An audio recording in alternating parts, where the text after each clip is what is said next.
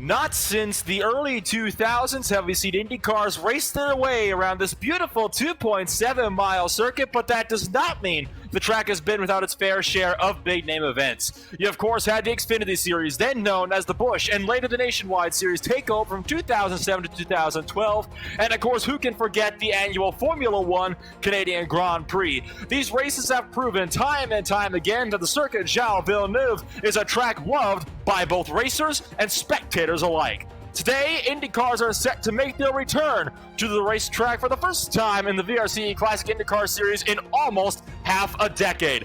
Hello, or bonjour, as it is said here in Montreal, Quebec, and welcome to RaceSpot TV on the iRacing Esports Network. Once again, bringing you all the action from flag to flag is myself, Nolan Rempel, with Dylan Coyle sitting beside me in the commentary box today with the one and only Paul Smith behind the cameras.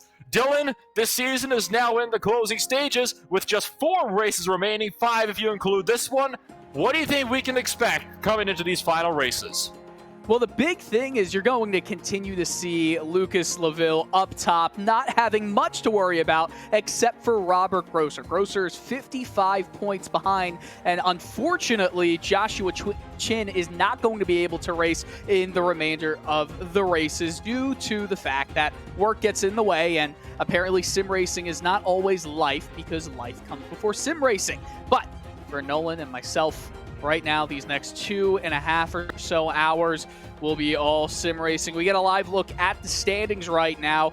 Jamie Wilson is much further back than Robert Grosser. So you're really looking at a Laville with Grosser fight. And I'm not exactly sure what to expect. Laville has won 3 out of the 8 races so far. And if you're looking at it the other way, Chin has won 3 races as well. So are the races kind of going to be up to Laville? I mean, he's not running away with it, but he's got a full race and then some in terms of some standings and in terms of some padding. Absolutely. And of course, not since 2016 has this track been raced here in the CIS, and that race, of course, was won by Andy Werner, who is not competing with us today. So this track has had a 4-year hiatus from the CIS calendar. As you'll see, 25 degrees Celsius in the air, 37 degrees Celsius on the track with the 64% of humidity. Strong winds today, 21 kilometers an hour. And with this as well, I do believe there is a very special little track guide that has been prepared for us as well. Well, why don't we show you what a lap looks around this beautiful 4.3 kilometer circuit. Welcome to Montreal for round 13 of the 2020 VRCE Classic IndyCar Series. Setting up these first corners properly will be important in the beginning of the race, as the cars will try to fill what little real estate there is on the track. Turns 3 and 4 are a tight S-bend that will leave us very little room for error on the other side. Getting this bend wrong can end a driver's day. Turns 6 and 7 are another S-bend configuration with grass runoffs on either side. This will make it a little more forgiving as we go through the turns. Turns 8 and 9 are very tricky and quick, as there are tall curbs on the inside of the track, leaving us inches to work with. Hitting a curb could send the car straight into the wall on the other side. Heading north, down the stretch, we will hit speeds of nearly 165 miles per hour before reaching a heavy braking zone and a very tight hairpin in turn 10. We will use the concrete runoff on the other side of the hairpin to try and maximize our exit speed going down the long Casino Straight. Turns 13 and 14 are also tricky, as they share the entrance with Pit Road and is a tight S-bend with high curbs to make the maneuver extremely tight. A poor execution of this corner can lead us to hitting the wall of champions on exit. Getting this turn right can get us a chance, passing it down at the long stretch that follows. This has been a VRCE Classic IndyCar Series track tour brought to you by Josh Baird and Robert Grosser. I hope you enjoy the race. And that was your virtual track guide around the Circuit Gilles Villeneuve. I'll tell you what, Dylan, it is a very, very interesting circuit. In many ways, it races like a street circuit. It's got tight chicanes. It's got tight hairpins. It has close walls that leave absolutely no room for error. At the same time, though, it also has these very, very long straightaways. So as qualifying finishes up, it's going to be quite interesting to see how these drivers deal with that today. Yeah, it's going to be quite interesting. What we're going to see here is pit stops happening around 24 laps. If we're talking about clean air, no dirty air to deal with, nothing in front, you're going to have a 24 or give or take lap stint. That means this is going to be a 2-stop race. And with how interesting the pit lane is, I mean, everything about this track is unique. And I think that's the main reason that not only we love this track, but just drivers and fans alike everywhere from every series loves this track. It's so unique. Well, with things about to get underway and the cars lining up behind the safety car for today, let's take a look at your qualifying results. It's Martin June on pole with a 125.252. Less than a tenth of a second behind is Liam Quinn to round out the front row. You got Adam Shipstone in third place, Jean Kayanen in fourth, Jamie Wilson rounded out the top 5 with Robert Groscher down in 6th place. Points leader Lucas Laville in 7th. He's got some work to do today if he wants to come out on top. Christian Richter in 8th, Andrew Wood and Johnny Garrett round out the top 10. You then have Randy Shoemake and Carson Broadway in 11th and 12th. Tristan Hauser and Stefan Rossman in 13th and 14th. Franz Josef Stum, Niall McBride, 15th and 16th. Art McEwen in 17th. And drivers, of course, there are a few that have to start both from pit lane and behind the field. Those drivers will be Marshall Stanley, Jan Hoffman, Andrew Adair Saunders, and Andrew Aiken, all not setting qualifying times for a 21-car grid today. It's going to be a fun race to watch. 21 drivers in the field today. Of course, as they all line up on that final run near to the final chicane, who's going to hit the wall of champions on the warm-up lap? Because I'll tell you one thing. Just a week ago, Nolan, I might have gone off on the formation lap and destroyed my car before a race. I will say that was embarrassing. Let's hope it doesn't happen here for anyone here. Well, you would be far from the first, and no doubt you'll be far from the last. And while we're waiting for these cars to grid out, we may as well give our title sponsor for the series a little bit of a shout as well. The Virtual Race Car Engineer. It is a software package that includes the Setup Developer Tool and the Virtual Race Car Engineer, which assists both real and virtual racers. The Setup Developer Tool walks the user through a step-by-step process of creating a customized baseline setup, and it does so by asking very simple questions about the car type, track type, and behavior of the car on track, likely a critical component here today.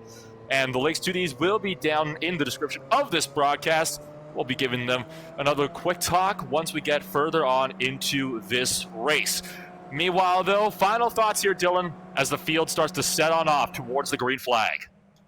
Well, I think that not only are we going to see some big moves having to be made by Grosser as he's starting just in front on the other side of Lucas Laville, they're also teammates. So obviously there will be a little bit of respect, but who's going to lead the most laps? Who's going to get those bonus points? Every point matters, Nolan. They're rounding the final chicane.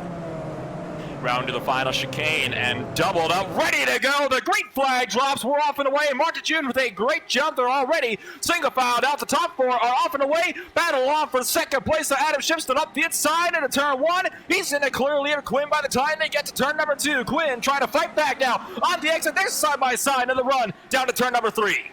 Yes, but into turn number 3, it's going to be Quinn who has the inside line, gets a little bit of his tires onto the grass. He's far back of June, but we'll look back at the run between Grosser and Laville. They're still side by side as we're heading into the second sector of the track. They're going to be two drivers we're going to look out for during this race.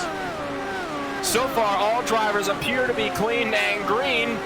Nobody having many issues just yet. So far, everybody's still on the course, which is definitely not something we see too much in these open races, especially over at this place. We ride on board with Jamie Wilson right now, just rounded out the top 5, kind of in his own little group. The top 4, we have one car that's been spun around, though. That's Marshall Stanley that's taking a bit of a slide. And I think that was in the second chicane, on this racing circuit. We're going to take a look back, see what happened here. Was it self-inflicted? Was there contact? He sits in 19th place right now. The field thunders up towards that final chicane, but right now, we're on replay. Yeah, we're watching it. It is that turn 8, turn 9 chicane, and obviously, once you get your tires into the grass and try to put the brakes on, I mean, whenever you're driving an open-wheel car and you get the grass there, it's going to spin you. Unfortunately for him, he has to start from a little bit further back than he made some progress, but good thing there didn't seem to be any damage. We're taking a look at some of the other battles further down the order right now, looking at Johnny Garrett, who is in the midst of a fight, trying to have a lunge up the inside of Andrew Wood, and it was a bit of a brave move at that. So right now, it's really intense right now throughout the start of this race. Garrett's made up 2 places in this span of 1 lap already. He wasn't down to the start. He's running 9th right now. Luke Laville just behind him, points leader, who started 7th. He's down spots. 1 more car's encountered troubles. That's Stephen Rossman now. That's decided to have a little bit of some struggles there at the exit of that first chicane. And what has happened here? Oh, there's more content up the order as well, as Joni Kainen is getting loose as well. Take a look at a replay at that initial incident, though, and we're going to see, was this an incident that took place at the exit of the chicane? Did he have help? Did he have any content, or was this self-inflicted and just too hard on the power? It's one of these very easy mistakes to do. Glances off that arm. Colbert going to stay on replay. We're going to take a look at a little bit of some troubles that happened further up the order as well. Yeah, just a self-inflicted wound once again. You just get your tires out, and look at that. That is a dangerous-looking maneuver. It doesn't look like any damage was thrown onto any of the drivers involved there, but it's so hard to make a move around some of these corners. So many chicanes, and obviously that can lead to dangerous. Second place is under fire right now. Adam Shipstone really struggling. Liam Quinn almost getting turned by Jamie Wilson in turn number 2. So this is some thrilling racing here in the opening laps of round at number 9 of the Classic IndyCar Series season of 2020. Wilson still trying to fight back around Liam Quinn. We ride on board with Robert Grosjean. Your second place point stand is the only one that can challenge Quinn right now and set right now to close in that gap to the points lead. Well, look at what happened to Lucas Lavelle. He's now sitting in P10, and I think at the final chicane, he just went wide, had to go over that green tarmac-looking stuff, and had to give up, or at least slow down, lost 2 or 3 positions in the run down to turn 1. So tough spot for him, tough start. He's in P10. Now that AstroTurf will definitely catch you out, as many drivers can attest to. It is not something to be trifled with. Usually it's a lot more slippery than normal tarmac is, and in some cases could even be sometimes more slippery than grass itself. So AstroTurf definitely not something to be trifled with, as a couple drivers are finding out here early on. Once again, deep on the brakes for the final chicane, and I'll tell you what, it's a very difficult chicane to get right as you exit the casino straight and head towards that wall of champions. So easy to get it wrong. It's caught out drivers of every kind of walk and breed, no matter where you are in the racing world. It's even caught drivers like Michael Schumacher out, which just shows you how much of a difficult track that track is. I mean, it's the Wall of Champions for a reason, is it not? When you've got drivers like Michael Schumacher always having difficulties, it can definitely be that. Now, the cool thing is that if you look at Circuit Gilles Villeneuve back in, I don't know, the late 80s, early 90s, that final chicane was much faster. It was much wider. You could take it almost at full speed. It's that entire final sector, the casino straight, that final run down was made to be much, I would say, tighter for some of the cars now, which can lead to a lot of interesting maneuvers, interesting issues happening for some of the drivers. Obviously, the change has been here for multiple decades. I love the way the track is now. If they had the old design now, I don't think we would see as many unique battles going down into that turn 1 set at curve. Lucas Laville got put under the grass a little bit by Andrew Wood in the battle for 8th place, and that was a bit risky. Now Andrew Wood's going to yield to Laville, given through, retress the spot, and good job on him for doing so, because Wood completely forced him onto the grass there. Christian Richter was in the middle of the battle for 7th place, and now Laville has put himself from 10th place up into 8th at the end of the lap. So battle for 7th is picking up. Also still close is that battle for 2nd place. Right now, one of the only drivers that has not had any kind of position going around has been Martin June, but the gap to the lead is closing, and Adam Shipstone, he's looking to take that spot away. You know, it's pretty incredible that June has not been able to get any separation from the 3 drivers behind him, and Shipstone, Quinn, and Wilson. They're all just driving 4 in a pack, and you'd think that a fight over P2 would let the leader get away a little bit. Well, obviously, it has not helped at all. Robert Grosser is about a half a second, maybe a little bit more off Wilson. If he can get that gap to a smaller amount, which obviously if they're fighting, that will happen, we will see maybe not daring maneuvers, but some riskier attempts, because LaVille, who's currently sitting in P8 right now, gained a few spots there. He's looking to get up into P7. Christian Richter is currently there. Once LaVille passes Richter, if he does, then he's going to have clean air. And Adam Shipstone to the race lead. Martin June lets him go down to the Casino Straight, and we have a new race leader for the first time today. It's Adam Shipstone to lead lap number 5, and this will put Martin June under fire from Liam Quinn. Can Quinn get in there? Look, June took a bit of a juke to the inside on the braking zone to turn 1 to deny him the entry. Right now, it's almost turned into a 6-car battle for the lead, but still, the top 3 are the closest in this pack, and you're right, the leaders have not been able to get away, and I think one of the side effects of that has been from these very long straightaways. You have the draft that can really help you, especially down the Casino Straight in the run-up to that very, very famous and difficult final chicane. And even this one right here, this straight in modern-day racing is a DRS zone for Formula 1 because it is that long. So this really just shows you the draft is so powerful at a track like this. Well, the other thing about this circuit is that mechanical grip is so important. The chicanes are just so much, I guess you could say, slower in terms of, almost an incident, by the way, up in P3. Quinn almost got hit in the rear end by Wilson. This battle is just intense. I'll get back to my point in a little bit, but let's watch this run down the Casino Straight. And of course, Lucas LaVille put himself up at a 7th place in the midst of all of this as well, and hard on the brakes. It really is a battle of the late breakers, which then makes you wonder, how's the pit entry going to work out? Because the pit entry, you can pretty much push flat out all the way through that braking zone, and that might cause some difficulties for the pit entry here. If you have guys that are trying to stay out and guys that are trying to go at the same time, because the pit entry line is right on the racing line, which is definitely not going to make these guys' lives any easier when it comes to those pit windows here, and what we're thinking will be about maybe 15 laps time. Yeah, not going to make things easy at all. We're going to see some time gained, some time lost, and if anyone gets very unlucky, we might see a lot longer pit stops due to either speeding or a catastrophic incident. But to my point I was saying earlier, this track, it has a lot of corners that require mechanical grip more so than aerodynamic grip. The slower the corner, the more mechanical grip is relied upon. That allows the drivers to stay right on top of each other. There's not too much dirty air that needs to be thought of. Obviously, you see the leaders going down near turn 10. That final, we see an incident. It's Grosser. Robert Grosser punted up the backside by Joni Kainen into the 77 machine. Kainen 2'd him on the brakes, and that almost punted him up over more trouble. Lucas LaVille's had trouble. All of a sudden, battle for the championship leaders is open as they both wreck in the same corner. That is unbelievable, and LaVille's tires they're just destroyed. Oh my word, LaVille is getting towed, and he is back in the pits. And more trouble. Christian Richter's around, and Hardly so well, that car is destroyed. What is happening on the 7th lap in the Classic Indycar Series? Absolute mayhem. Richter came across on Johnny Garrett. That put him into the wall. Couldn't take a look at back at all these incidents at once. There was the first incident between Grosser and Kainen. Right behind, you'll see, Quinn got shoved around by the driver he was fighting with behind.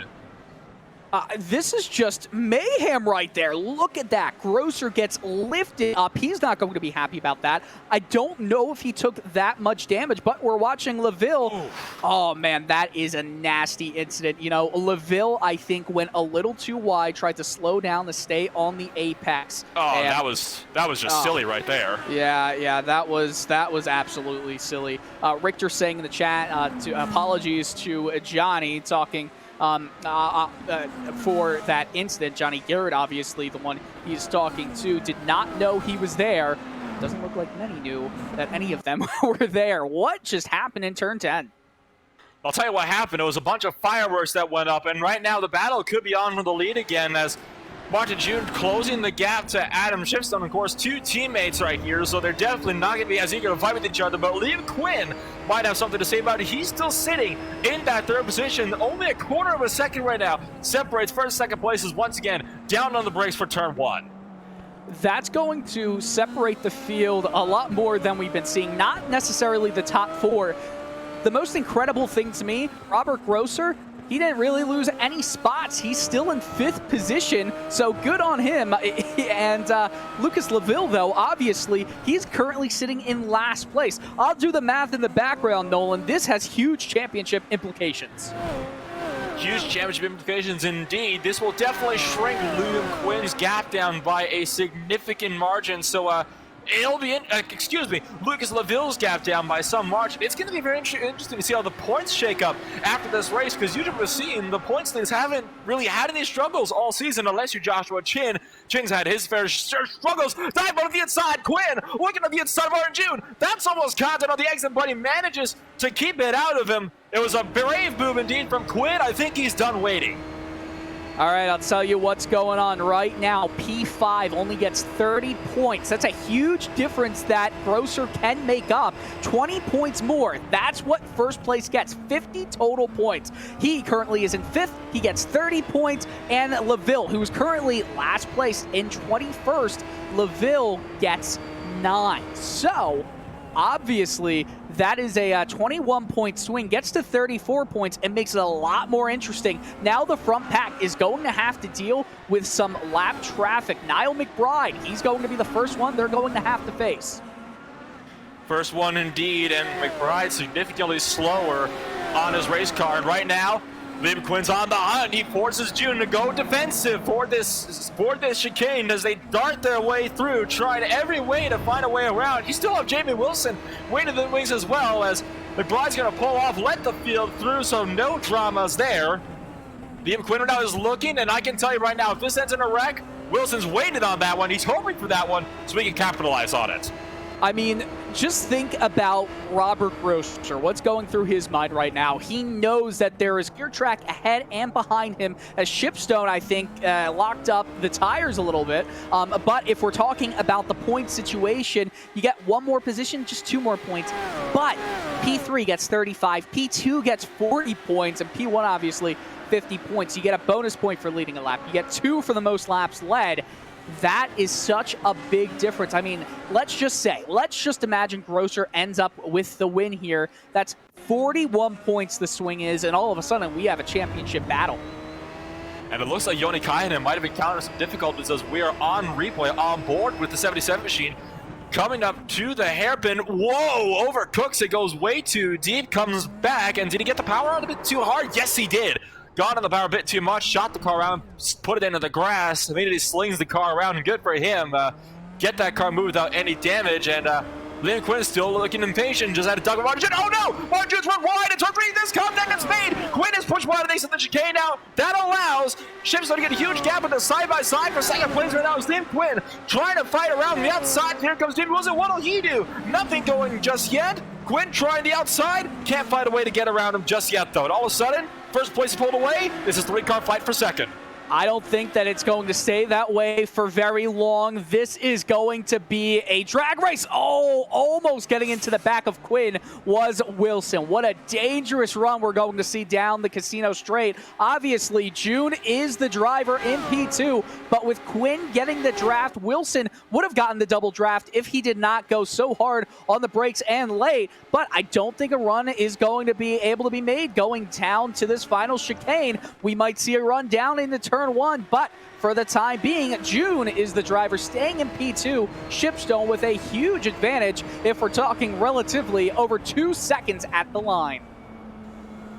And right now, it's still a 3-car battle for the second position. Nobody's ready to yield yet, but Liam Quinn's getting impatient. He's deeper on the brakes. He's juking around in the brake zone. He's trying to fake out Martin June. It worked the last time in the second chicane. So what is going to happen here? Once more, around this long sweeping right-hander, will Quinn have another dive bomb? He's going to get really close to the back end. Still not close enough, though, to just make a move. And I'll tell you what, this is absolutely nerve-wracking. It's tail-biting stuff right now. Watching just how close they're willing to get to each other. This is some thrilling racing, though, that we're seeing. This is one of the reasons. Oh, look at this. Big dive bomb there for Quinn, but can't make the look.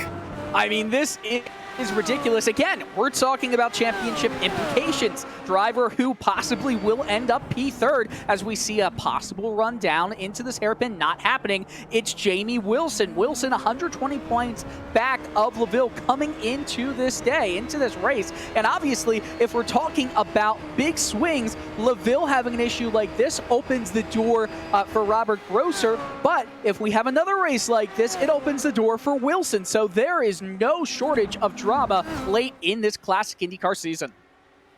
Certainly not, and I think this battle that we're seeing here is proving exactly why people like the Circuit Jean Villeneuve. And whether you like road course racing or not, you can't deny that it is track, does provide some seriously good racing, and we're seeing some seriously good racing here today. I mean, usually people say that open wheel racing is a little bit more dull than closed wheel racing. That might be true in some cases. That's not the case today, though, as Liam Quinn is still trying to do whatever he can to reel in Martin June and pick up that second place. Jamie Wilson is backing off a little bit now, giving a bit more of a gap up to Quinn just ahead, while they continue the battle for that second step on the podium.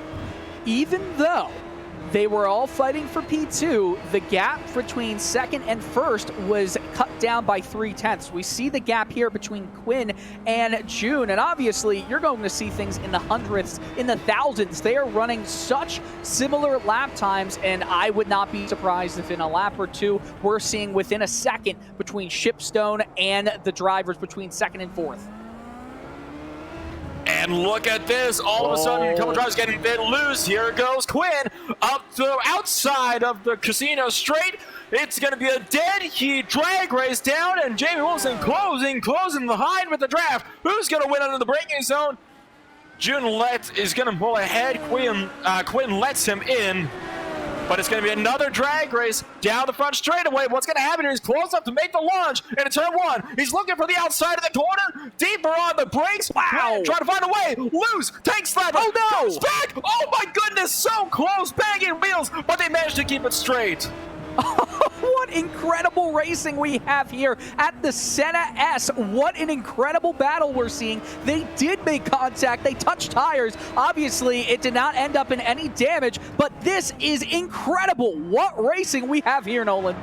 You'd think it's the last lap of the race, but it is. We're only 14 laps into a 72-lap run. 10 laps before pits. This is not the last run. That's true. About 10 laps before the estimated pit window should open up. About 24 laps on the fuel in clean air, granted. These guys are not running in clean air, and they're definitely not conserving fuel either. Quinn can have another look at him. This will be a tight one into the brakes onto the hairpin. Can Quinn pull the outside line? Will June manage to stick it on the inside line? He's got it. And he's got it. He's got it around the outside. Liam Quinn's up to second, but will he be able to hang on to it because he's got a long straight ahead of him?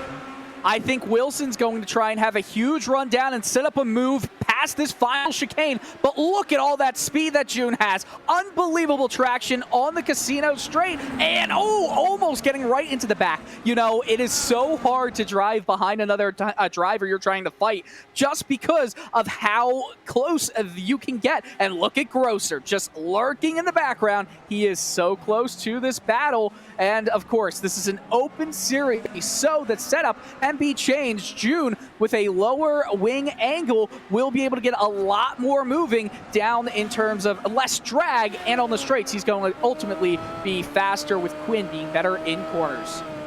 See, this is a very, very crucial factor when you think about these types of races, these types of tracks. You got a nice blend. There's a lot of very tight corners. Almost every single corner is a part of a hairpin chicane type of deal here. But they're connected to very, very long straightaways, so you got to make your decision. Do you want the car set up for the corners or the straights, or a nice little balance? Liam Quinn is obviously better in the corners, but you saw the speed June had on the straight. That doesn't just come with the draft. We know what comes with the draft, and that was not draft. That was mechanical right there. I think you're right. I think Quinn's, and look at this. Quinn, speaking of the devil, much, much better through the hairpin and nearly got to the inside. He still has the draft. That's what allowing him to stick with it. But Martin June right now is just too good on the straights for Quinn to get through and make it stick. Oh, Jamie Wilson, he has a run. It's not going to be close enough to make a move, but look at that late braking from Liam Quinn. Oh, no! June hits the roll of champions, and Jamie Wilson gets spun in turn. Robert Grosser up into P4. And just like that, the battle comes to an unfortunate end. Jamie Wilson, the one that came out the worst of that deal, might have been Martin June, though. June's front wing destroyed. He's not going to have that grip on that, or the speed of the straights to help him this time. Going to a replay, the one thing he didn't want to have happen, and the Wall of Champions claims another victim, lost it on the curbs. And it didn't touch the wall, but it was in fact the curbs that are usually set up for when stock cars come racing here, not set up at all for these Indy cars. And well, I think we just saw the consequences of when you take a little bit too much curb, and just like that, a battle is brought to an unfortunate end. And now, what we're going to see Martin June, as we take another look at this. Martin June, he's about to be in a fight here with Robert Groscher. Yeah, we're going to see a fight still. And how did he not hit the Wall of Champions? That could have been race over. The tire and the suspension could have been banged right in. Happily for him, it was not. However, it did end up in a lot of lost time. And Jamie Wilson, I think Wilson is fine in terms of damage to his car. Did they even, I mean, was there any damage really given, as we see a move trying to happen here with Grosser and June? June has been passed by Grosser. Grosser in the podium positions now, trying to chase after Quinn.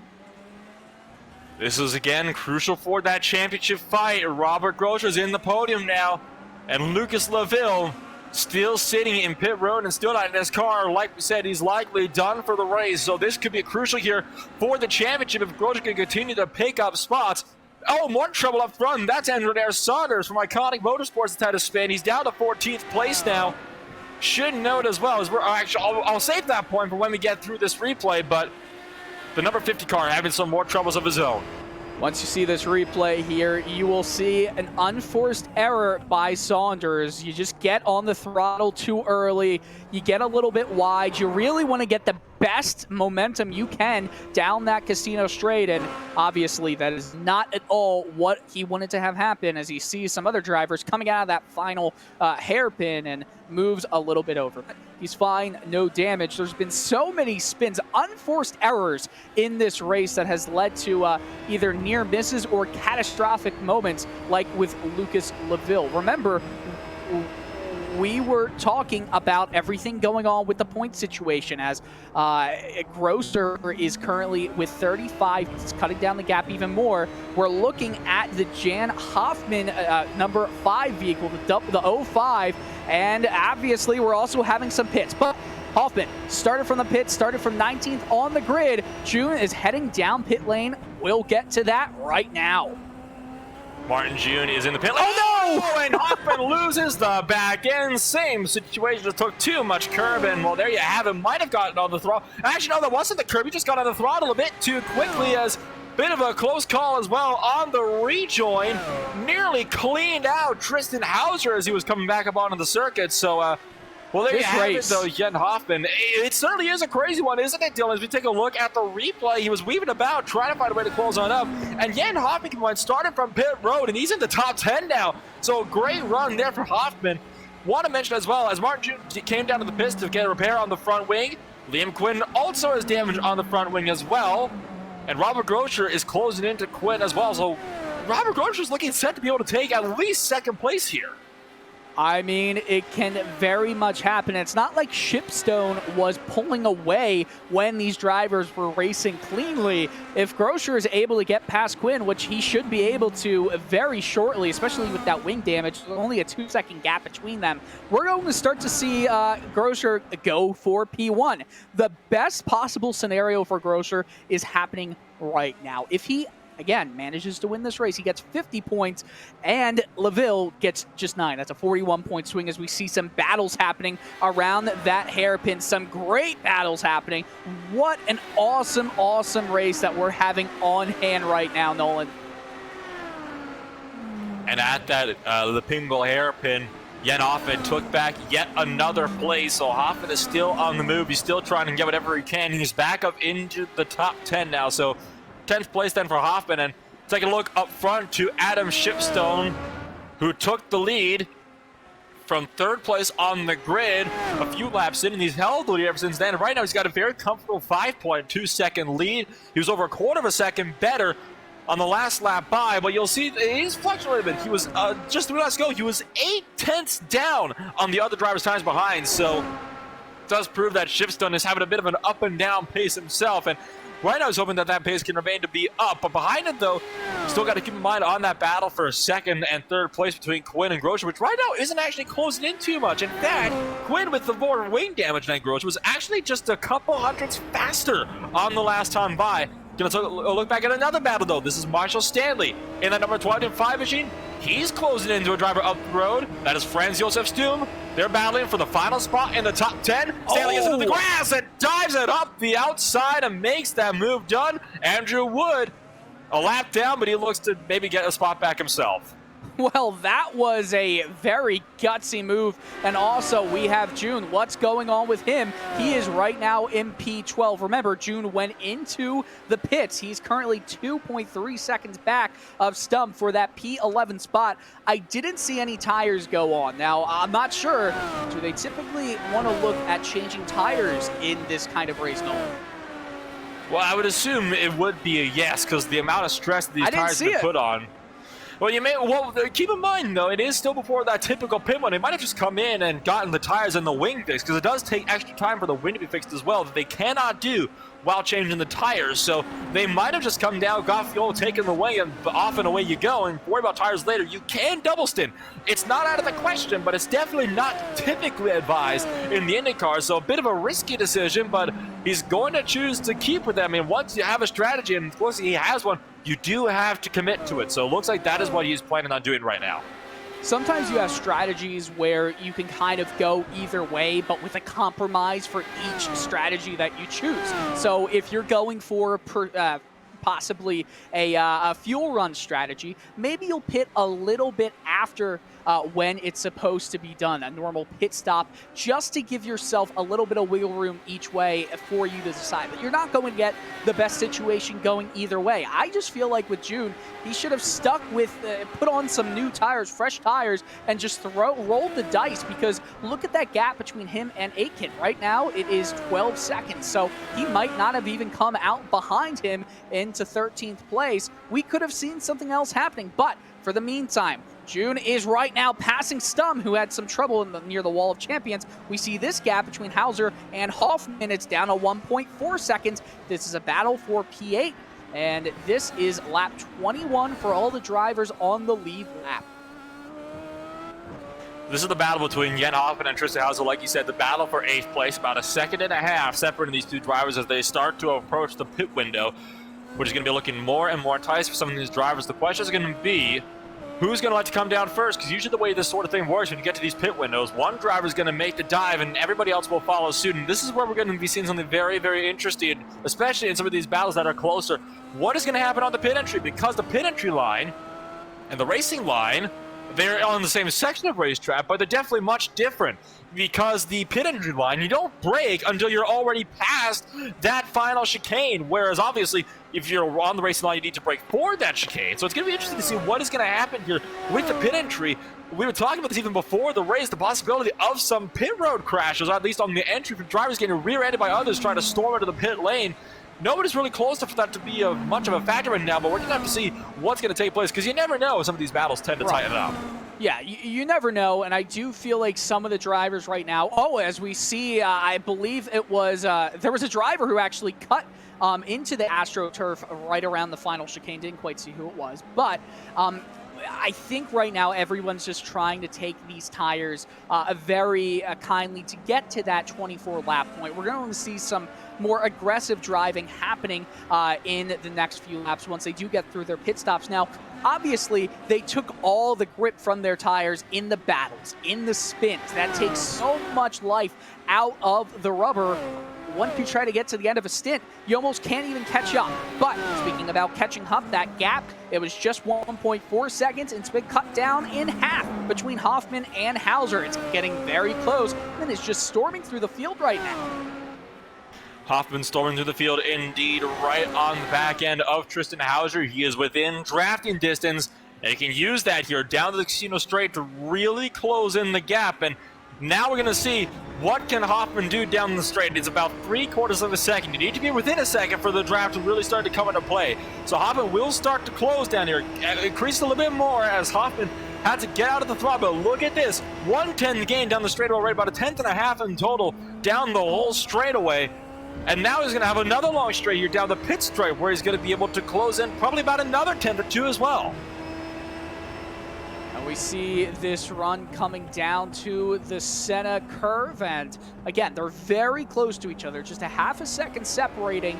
The one thing about Montreal is that in the part of the track right now where you've got the first chicane, you've got the next chicane coming up, it's hard to get alongside unless you're going into that long straight between both turn 7 and turn 8, the first long straight, which they're going on right now. You get a big draft going down here. You can maybe get side by side going into that second to last chicane of the lap.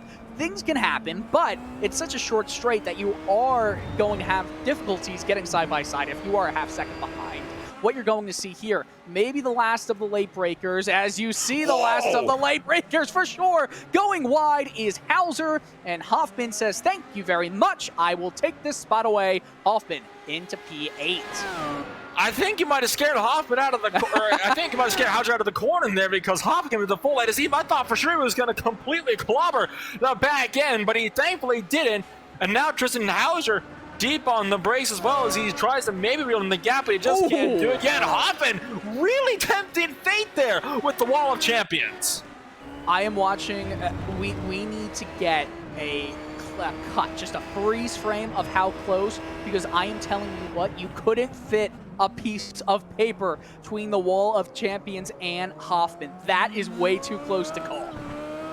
Take a look at the replay. That was the pass down into the chicane, or sorry, down into the last hairpin as Jen Hoffman now in the run up to the corner. We're going to see just how close this came to the Wall of Champions. Like you said, really tempting fate here as he went deep on the brakes, flicks it right, and then flicks it back left. We're going to take a look at the replay now. Slow it down and watch how close it gets. Jumps over the curves a little bit there, and watch these swings wide, and oh my goodness, I think he might have just barely nicked the tires there by the skin of his teeth, and any closer, maybe even 2 miles an hour more of speed, that car would have been upside down to the front straightaway. Well, we do love some close running, and now we see a driver head down into the pits. Who is that? It's going to be, it looks like Joni Kaihinen. So Joni Kaihinen in the pits, the 77 car, and you see Lucas Lavelle's car. He's still sitting there. By the way, just because, you know, the math is working in my head right behind everything going on. Both Richter and Garrett, 19th and 20th, have left race. Lavelle still in. Lavelle, so can we think about something? That's 2 points if Lavelle can get back out on the track and just go another lap or two. So those could be 2 huge points at the end of the day as Hoffman is in the pits. So Jan Hoffman comes down to the lane. Meanwhile, on the circuit, you know, a lot of these drivers have got to be thinking now, what are we going to do when it comes to some of these situations? When it comes to these pits, we look up. This is the battle for one of the only battles of the track right now between 13th and 14th. That's Andrew Aiken and Andre Adair Saunders. And you've got Jan Hoffman coming out right behind them. The leader, the overall race leader, has just come down in the pits, though. And that is Adam Shipstone is right now in the lane. And just behind them, you've got Liam Quinn, Robert Gross, Jamie Wilson. So the top 4 all down to the lane on the same lap.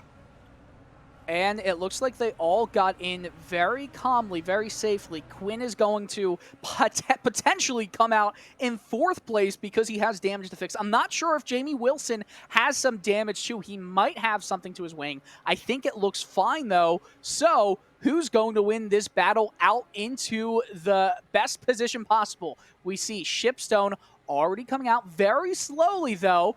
He is out back on the track. Obviously, he's going to be able to cut the first corner. We see Grosser come out. Quinn is out just in front of Grosser, but they are very close. New front wing on the car of Liam Quinn. Fresh tires, we'll see how they handle.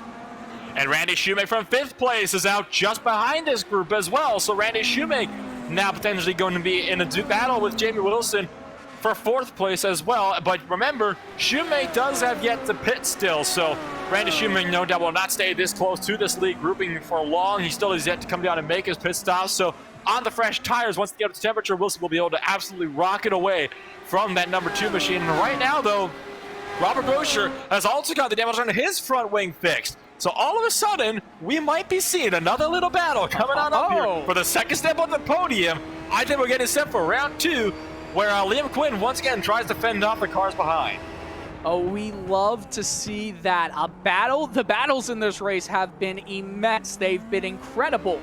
And I think we're far from the end of the battles. Remember, we're just on lap 26. We're not even through halfway in this 72-lap affair. We're going to see a lot more interesting battles. Quinn, who was trying to go offensively, he was trying to attack, is now going to have to be the defensive driver in this entire battle. Grosser, who's in P3, that's a huge point game, 5 points just from one position. Jamie Wilson is just a second back of that battle. So remember, we had a 3-car battle for P2. I think we might be seeing that very shortly, Nolan. Well, we know how aggressive Liam Quinn can be on the offense. I think that much is safe to say. Now we're going to see how aggressive he's going to be on defense. He was juking about left and right, trying to find every way he could to get by the last driver that was in second place. Now he finds himself in second place, though. Almost lost it, though, there on the entry because he clicked a little bit of the grass on the entry. You saw some of that dirt getting kicked up into the face of Robert Groscher, who's still trying to reel him in. So this will be interesting to see what is going to take place here in this lap. I'm really curious to see what the lap deltas between these two are going to be as they come on out through these final series of corners before that hairpin. It's going to be interesting to see because right now, obviously, we don't have an exact reading on that because the deltas are a bit, well, shall we say, askew because of that pit exit that they had to both go through. So I'm very curious to see what this is going to mean on the timing deltas. Okay, so there is a driver right in front of Liam Quinn. That is Ark McEwen. He is a lap down, so hopefully he won't get in the way of this battle. Only one driver has yet to go into the pits, but actually, as I say that, he goes in just as he's about to be called on. And Stefan Rossman, he finishes his pit stop. He's back out on the track. Everyone is through that first pit cycle now at the end of lap 27. Obviously, the one stopper, it's not doable, but 2 stoppers. I mean, that's really all we can see. The only driver who's on a weird strategy is Martin June, who's made his way back up to 6th place, just 21 seconds off the lead. Remember, he came in early as we see a potential pass for P2. Grosser gets very close, but it's actually McEwen who gets out of the way at the very last part. My bad for that. Wilson is able to pass as well. But as I was saying, I'm really interested to see what June does with his pit strategy, kind of his forced pit strategy, because it could come into play. Well, we're about to see what's going to take place in this battle for second place, which was closed in a good bunch because Ark McEwen really checked up. Liam Quinn could not get out of the way. Quinn runs wide, and the hairpin, though, nearly glances off the wall, keeps it off of it. Now Groscher has a much more powerful drafting than did the last time by, so we're going to see what is going to take place in this battle. About half a second separate the two as they charge back on down to the final chicane. Can Groscher get the move? He actually lets off early. Elects to keep Liam Quinn out in front a little bit. Maybe a fuel saving tactic, trying to maybe conserve a little bit more to take less fuel in that final pit stop. It's a very common strategy, you know, staying behind somebody, conserve the fuel. So that way in the last pit stop, you don't need to take as much fuel to go to the end, making your car later and making your pit stop time shorter. So he could come out with a 2-second gain potentially in the pit strategy if he continues with this current strategy that looks like what he's trying to make happen here. You know, I'd prefer to see them try and work together to catch up to Shipstone because that gap between P2, Quinn, and Shipstone in first place, it's almost 9 seconds. It's humongous, and that is not going to come down if P2, P3, P4, they're all fighting for positions. Now, could we see later in this race a potential fight for the lead again? Yes, Shipstone's lead, while big, it is not a foregone conclusion. An improper traction out of the hairpin, well, that can be something that destroys his first place crusade. Quinn, possibly just getting out in front of this battle and just getting clean air, perhaps, but I don't think that this race is anywhere near over for P1. that gap just is going to have to come down, and it's going to have to come down as long as these drivers don't decide to duke it out. And you know what? I do wonder if Quinn is going to, and Grosser are going to ascribe to that. Thankfully, Rossman tells them to pass to the right. He gets over to the left, so no slowing down there. That gap between Quinn and Chipstone under 8.4 seconds at that timing loop. We'll see how much closer it gets by the end of this lap. Well, as this battle continues to sort itself out and we continue to watch this gap slowly close on in, we'd like to give one more shout out to the title sponsor for the season. As behind these drivers, Wilson starts to get a little bit antsy, but right now the Virtual Race Car Engineer, it is a software package that includes a set of developer tool and the Virtual Race Car Engineer, which assists both real and virtual racers. The set of developer tool walks the user through a step-by-step process of creating a customized baseline setup. It does so by asking very simple questions about the car type, track type, and behavior of the car on track. The Race Car Engineer further fine-tunes this setup to get the most out of the car. With the engineer offering both whole lap and corner-specific advice, the VRCE will do the very best to get the most out of your car. No doubt that is coming into play with quite a few drivers here in this race with some of the setup differences that we've seen over the course of this run. Both the set of develop tool and the Virtual Race Car Engineer can be found in the links below, and I will say, as an owner of both these products, they are most certainly worth it. They have actually helped me in very significant ways. Right now, the battle's still close, though, as you saw how deep of a lunge Jamie Wilson made into the hairpin.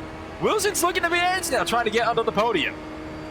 Yeah, just getting a little bit antsy. Remember, Wilson is still trying to make his name known in this championship battle. It's not over. It's close for him, but it is not yet over.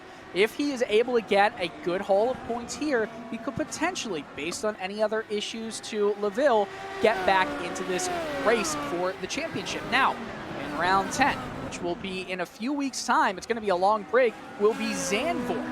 We're going to have Watkins Glen, the long GP version there.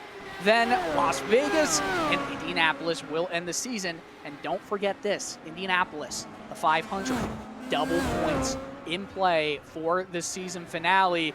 Wilson wants to be in the championship. He's still in contention. This is big. It's him and Grosser currently fighting for the final podium spot. But look at the gap, by the way. Under 8 seconds, so close around the hairpin. But look at that gap between Quinn and Chipstone. It's coming down.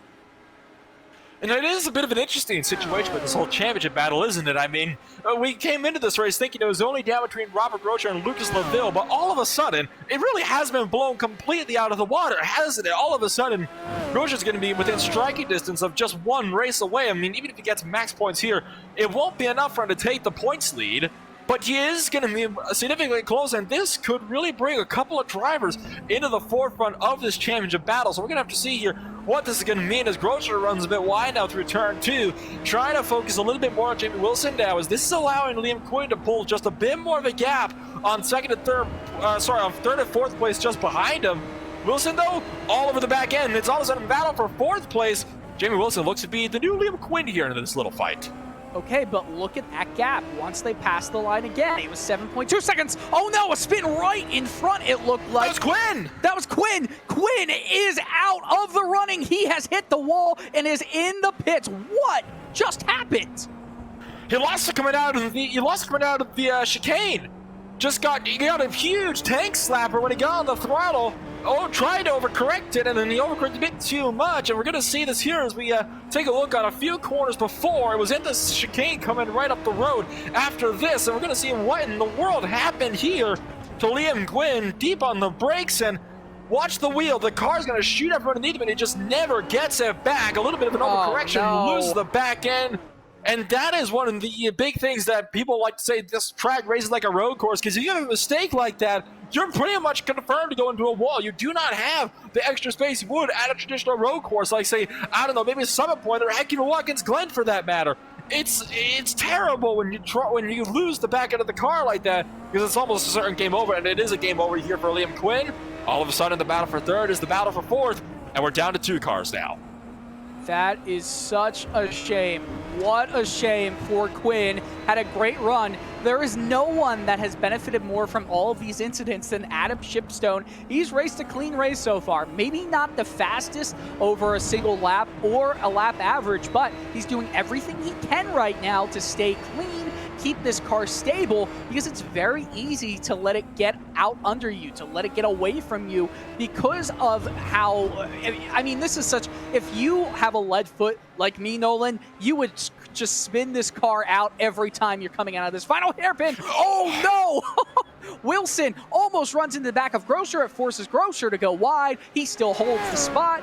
I don't know if we're even going to see a battle for first if these drivers all decide to keep crashing before they can get even close to Shipstone. I'm telling you what, Jamie Wilson's getting a bit too daring on the brace for my liking, and I have a very strong feeling this might end in disaster for one or both of them if Wilson doesn't find a way to get through cleanly, because right now it almost looks like he's trying to go for the bump and run tactic, which might work if you're in a GT3 car, or heck, even a Ford Mustang RS500. Certainly is not going to end too well in Indycar. Oh boy! Andrew Aiken just fresh out of the pits, and he actually checked that he wasn't fresh out of the pits. He lost the back end of the car and almost went off into the grass and wanted to let them through anyway. So it's a bit of an interesting situation for Aiken there, but right now, this is the closest fight on the track, and it's definitely the most nail-biting one, too. Yeah, this race is ridiculous. I mean, can we just say that? I'm so happy I got onto this race as my first introduction to the Classic IndyCar Series. This is incredible. We see Grosser having to deal with Wilson in the slipstream, just slows down a little bit. The difference between Grosser and Shipstone, 8.5 seconds. This race has had everything. I just hope we have enough laps to continue seeing battles like this as we're actually getting close to that halfway point. We're not even there yet. Once we get to the end of lap 36, though, we will. Martin June appears to have had some difficulties on his own. Another spin for the former second-place runner. So Martin June, his struggles and strife continues in this one. Definitely the last thing he wants to have happen right now. Another self-inflicted error, I'm pretty sure, as well. So we're going to watch here. Coming up to one of these chicanes, was it two wheels into the grass, or was it too much power on the exit? Comes over the curves on the first, second corner, too much power on the exit. That's exactly what it was. Again, very, very easy to do in these Indy cars. Manages to gas the car out of the way before the car that was just coming up on him clobbered him in the side, which, again, he didn't really have a whole lot he could do at that point. So Martin June, another spin for him, but right now, turning the rise back up to this battle for second and third place. Jamie Wilson all over the rear wing and nearly hit the gearbox now. And goodness me, I mean, I'm running out of air just talking about this thing now. This race is absolutely ridiculous. I hope you have a nice glass of cold water alongside you, Nolan, right now, because you are not even done doing this. We are not even halfway through this race with Wilson right on the back of Grosser. This is the only close battle at the top of the field. They're already having to deal with some more traffic as Grosser protects the inside line. Wilson goes around the outside, trying to get a good run down the casino straight right here. We have Kayanen, who is currently in P4. How about that? What a run for him. Bradaway is in P5 after starting in 12th, and June is out of the race. Oh, man. Unfortunate. He has had to get towed back to the pits, but we're still watching this live battle between Wilson and Grosser. Wilson, he's not close enough to make a run down into corner number 1, and in the center curve, he's going to take a wide apex, get the best possible line. He'll have a run to the chicane, Nolan, but it's not a place where you can pass. You know, I'm watching the behavior of these two cars as they dart their way through the track, and I think, oh no! Big crash, and Jamie Wilson has thrown it away into the wall hard. I was just about to mention Wilson was better in the corners because the setup difference is less wing angle for Grosser, but just like that, Wilson hard into the wall, up and into the air, and that's the battle for second, done and dusted. Are you kidding me? Oh my word. Well, Wilson, if we were talking about that battle for the championship, you can pretty much forget about that now. There's 4 races after this left, and once that's over, once this race is over, there's only going to be 250 more points to get. You can still make it, but that's just so unfortunate. Again, unforced error. You see coming around the curbing there, gets a little loose. He tries to put the throttle into it. And when you're over the curb and you put throttle into it, it can be a little more, it can unsettle the car a little bit more, Nolan. Just so unfortunate. F's in the chat, please.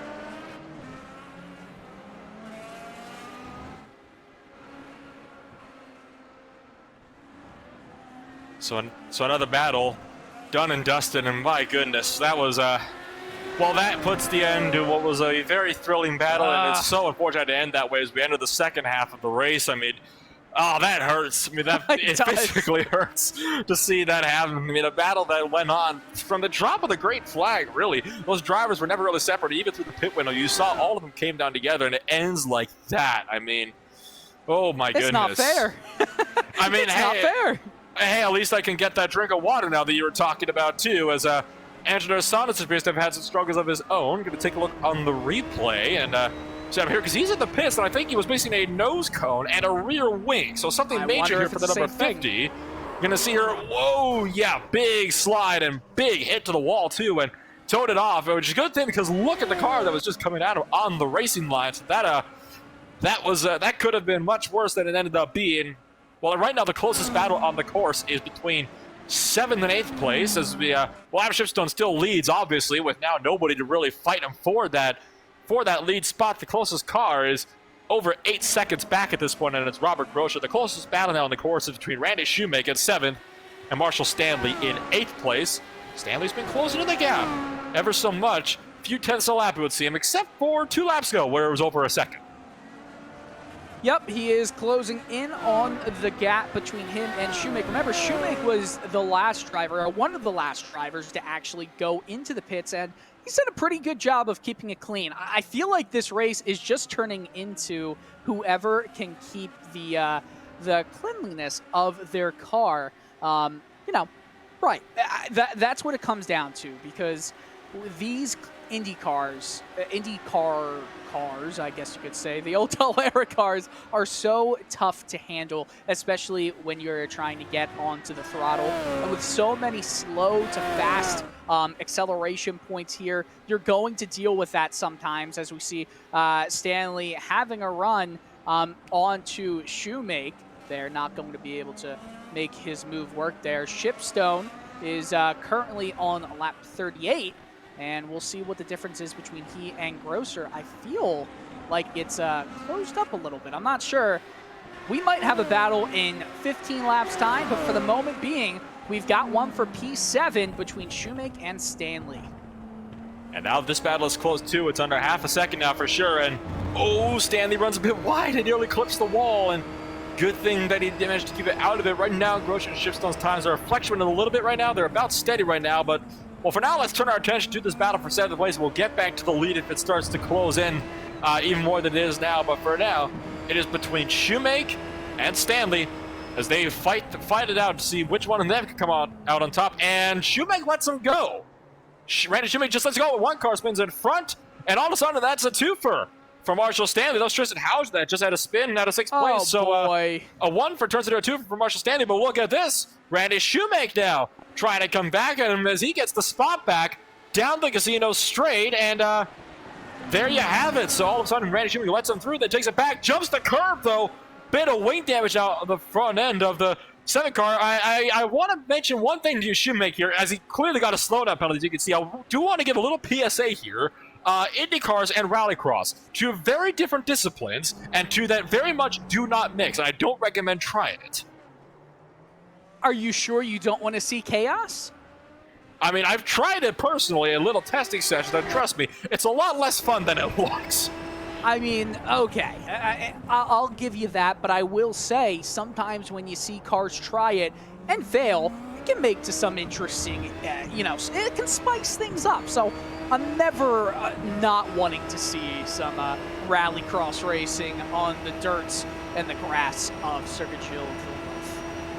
I do find it interesting there that Shoemaker lets him through, it looked like, into the hairpin. And then Watch this. Well, watch this here. Look at that. All 4 wheels off the ground. How he did not get into the wall of champions is beyond me, but he also came unnervingly close. And I'll tell you what, it was a good try from Shoemaker to manage to, get that sorted. Of course, he did have to give up the spot for very obvious reasons, slowdown penalties and all that sort of thing. But it was a very good fight for him to try to hang on to the spot. He's going to have some work to see if he could get it back. Meanwhile, now the closest fight on the track is between 4th and 5th place, as Jan Hoffman tries to reel in Karsten Broadway. It's amazing that these two drivers are fighting over P4, especially given everything else that we've been seeing in this race so far. Hoffman started from the pits in P19. Only 13 cars are still left on track running, and only 8 cars are on the lead lap. Obviously, that does not lead to great numbers necessarily when it comes to the amount of battles we might have by the race's end. I'm still, listen, fingers crossed that we get a battle for P1 and it doesn't end in catastrophe. I will say one thing, the way these battles are coming up right now are pretty darn convenient because just as one ends, another one crops up somewhere else. I mean, we just finished off on that battle for P7, and just like that, the battle for P4 is closed right on in, so it really is convenient with what's been taking place here over the course of these past 20 laps. So now that we've got a bit of time that we can, cool things down and we can, get our breaths back. You got to remember as well, the pit stops are coming up soon as well. You got lap 24 to 27 thereabouts was the last pit window we had. That will be coming up here in about less than 10 laps time before that pit window opens back up again, as right now Hoffman trying to continue to hang on to the back of Broadway and close in the gap. I think this is another one of those cases where you got one car that's significantly better in the corners and another car that's significantly better on the straights. Because I don't know if you've noticed this, but have you noticed how much it closes in? Into turn 1 and 2 particularly, but then by the time they get around to the World Champions, Broadway's pulled away again. Absolutely, and again, that comes down to the setup and definitely what the aerodynamic setup is, because if we're being quite honest here, none of the cars are going to have very different dealings with mechanical grip. It all comes, the biggest adjustments, the biggest changes in how the car handles, at least for this specific series, this track is in wing angle. So you're going to see bigger differences, especially with how the track moves. And if we had quicker turns, quicker chicanes, as it looks like Broadway goes a little bit wide. As if we did have that, we would have seen the drivers with a kind of bigger rear wings, bigger front wings, able to fight a little bit more, especially the rear wing angle. But because we don't, it's not going to necessarily lead to that. I'm not sure if you are following along board with Hoffman, Nolan, but I heard a little bit of coasting happening. So this goes right back to the kind of subject of lifting, coasting that we kind of talked about before, staying behind somebody to try to save a little bit of fuel down the straights and in the braking zones. It's something that we've seen time and time again. As you see, he's right now 18 laps on his stint. That's Jan Hoffman that's 18 laps on his stint. He might be trying to save a little bit of fuel while he's behind Broadway, so he has to spend less time in his pit stall, and his car will be lighter because he has to take less fuel as well. So it's going to be interesting. And excuse me, 16 laps on the stint. I need my reading glasses on. That looked so much like an 8 to me. So 16 laps on the stint for Hoffman. Again, goes back to the point of, you got these little situations where you want to save fuel behind because you have less fuel in the car, making it lighter, and a shorter pit stop for the final run. Now, though, Hoffman trying to have a look for 4th place, deep on the brakes, and he clears them but locks it up in the entry of the hairpin. And can probably get him on the exit, though. He's not going to be able to. Hoffman's got to run.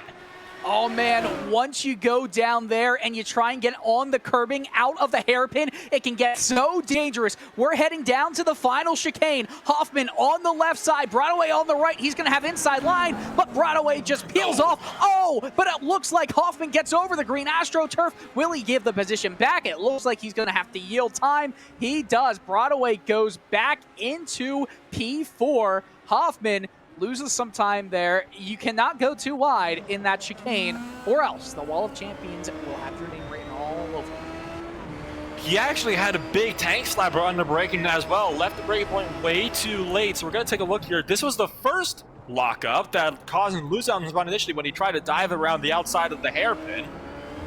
And now watch this. He's going to drag it out all the way down. Watch the wheel when he gets under brake, because as soon as he started to turn in, that wheel shot, the back end shot from under him, and how he corrected it is incredible. Watch this. It's going to be cat-like reflexes here on the brakes, and look at that twitch. That is cat-like reflexes, like I said, to make sure he didn't overcorrect that car. Not a single scrap of damage on it. That was beautiful driving there to make sure that that car didn't spin around.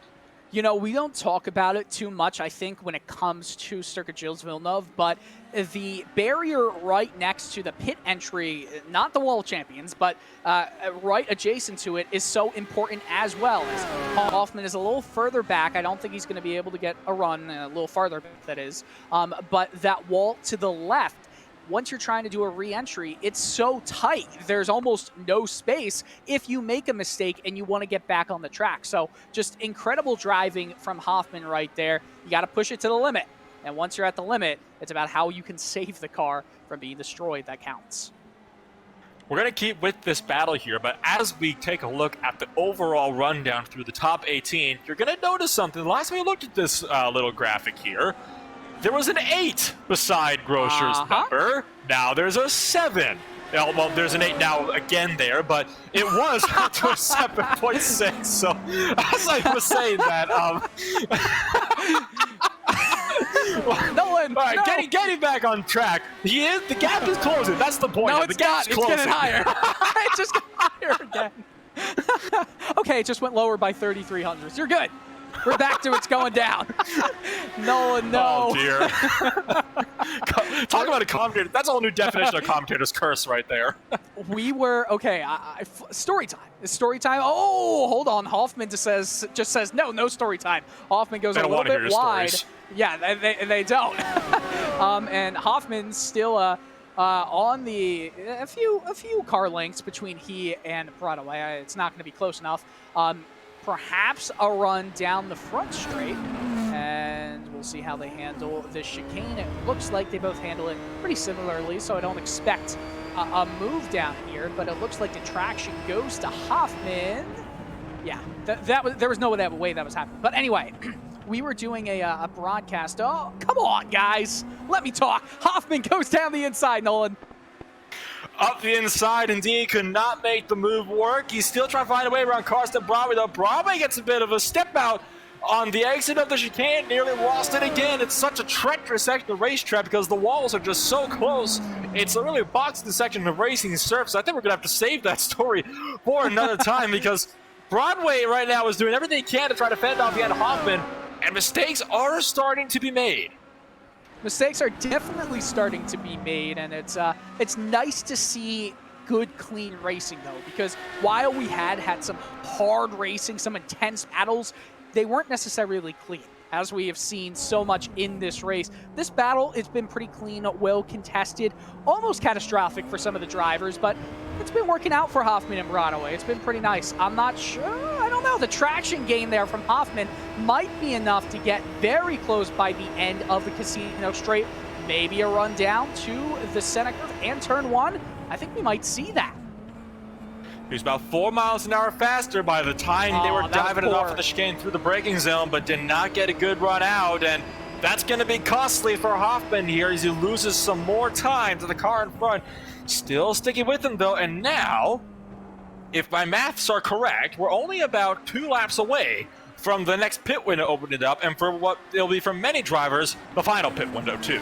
Oh, yes, your maths are correct. Is it correct? See, I'm a dirty American, so we say math, not... Is Canada, is it maths? I think it really depends on what part of Canada, because I use both from time to time. Okay, but would you say is or are? We need grammar lesson here. Like, in what context? Maths is hard? Maths are hard. I'll say that. Math is hard. Okay. Math is hard. Maths are hard. So we've got 26 laps, or give or take, left in this race. I'm still trying to look at Lucas Laville and see what he can gain. Currently, as Hoffman goes to the inside a little bit, doesn't get the move. Laville can only get at this point. Oh, Stanley, what happened to him? I can't get a word in. Marshall Stanley, he was in a bit of a runoff, right? One of the tow-away zones for these cars. So, and just like that, it is going to be Carson Broadway pulled it off to the pits. So pit window is open with 26 laps to go.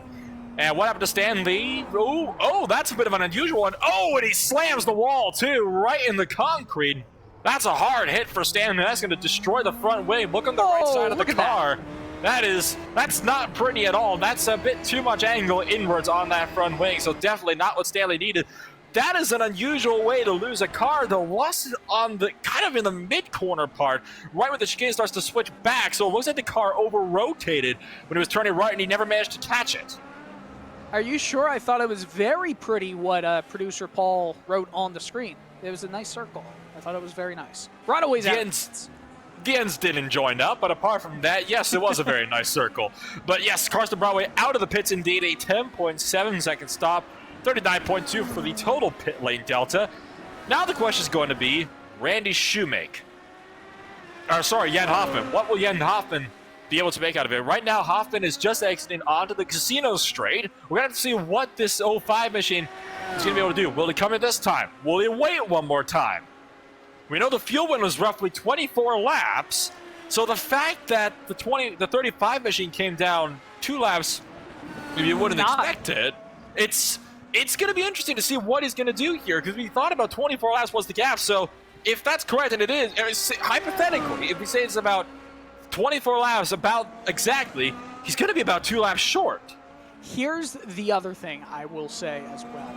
Once you are when you are getting to that final pit stop, if you're able to stretch that tank of fuel an extra lap or so, you're going to shave off maybe a tenth of a second of the time that it might get the fuel into the car to get to the end of the race. So maybe that's going into the strategy because of how close that Hoffman has been with Broadway. Well, right now, still 8 seconds.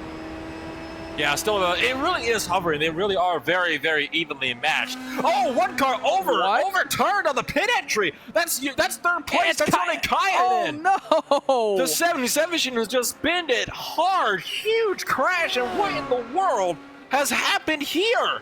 It looked like he was coming down the pit, but I've never seen that before. We're going to have to take a look at what in the world is taking place as very deep on the brakes. And oh my goodness! What? That's a new one. That is a new one. Can we get a cockpit cam? See what he saw? It looked like the back wheel. The back wheel hooked on the barrier on the entry. Just taking a look at this on my own screen here. The back wheel, the right rear tire, hooked on the tire barrier because he got loose, and the car just. Well, I think it's self-explanatory what happened there. Oh, and then physics. We love that. I give it a 10 out of 10. I will say that's a new one. If anything, that would go on the not top 10 highlights of the month. We're looking if I had to guess. We're looking at you, August iRacing employees. Oh dear, that is one way to end the race. I mean, ending it in style. I mean, go big or go home, and he certainly went out big. All of a sudden, this allows Robert Grosser. This is big for Grosser because this is basically secured his spot here in the second place because he's got almost a minute between him and Jan Hoffman now down to the third position. I think Hoffman has yet to pit still as well. Yes, Hoffman has not yet gone into the pits, but it's going to be interesting to see what the pit stop delta is going to be. It is lap 49, still not in the pits, so 23 laps, maybe an extra lap or so that he's able to shave off from filling. I don't know how many seconds. He's going into the pits right now, so he slows down. No issues for him. Going in, 0 out of 10 pit entry if we're talking about style, 10 out of 10 execution. The difference between Shipstone and Grosser is under 8 seconds. I'm cursing myself there. I don't think they've gone into the pits either. And now we're going to really see where is Jan Hoffman going to come out. Remember, it was about a 39-second pit window the last time his opponent came down to the pits. I believe it was Carson Broadway, correct me if I'm wrong, he was do-batting with, and now Jan Hoffman out of the pits. Marshall Stanley comes down. So, the old 5 machine comes out. Robert Grosser is into the pits as well. And Shipstone as well. Randy Shoemake out in the 4th place. So Randy Shoemake looks like he'll pick up 3rd, and Karsten. And it looks like Karsten Broadway right now has had a little bit of troubles on his own, so it's a bit of an interesting pit run here, as I believe Shoemake is now up into 3rd place. Okay, but yet to pit. That's the big thing here. That's what it's going to kind of depend on. If Shipstone is coming out of the pits right now, Grosser just now getting out of his pit box. So clean for both of them. By the way, just points looking at maths again. LaVille can only, if he came out right now, the best he can do is 18th. 18th is only a few extra points. So it's not like he's going to be getting anything more. He's going to either have 9 points from finishing last in this race or 12 from the maximum number he can gain now. This championship battle, it's on. Oh, and Tristan Hauser loses the back end as he was trying to close in to Karsten Broadway. Slings the car around, and well, it's certainly not the first time he's gone around in that section of the racetrack, so Hauser's struggles continued. I have a feeling, though, that it might be Shipstone, if he can keep it clean, to really get the win here. Because Robert Groscher was almost a second slower in the pits.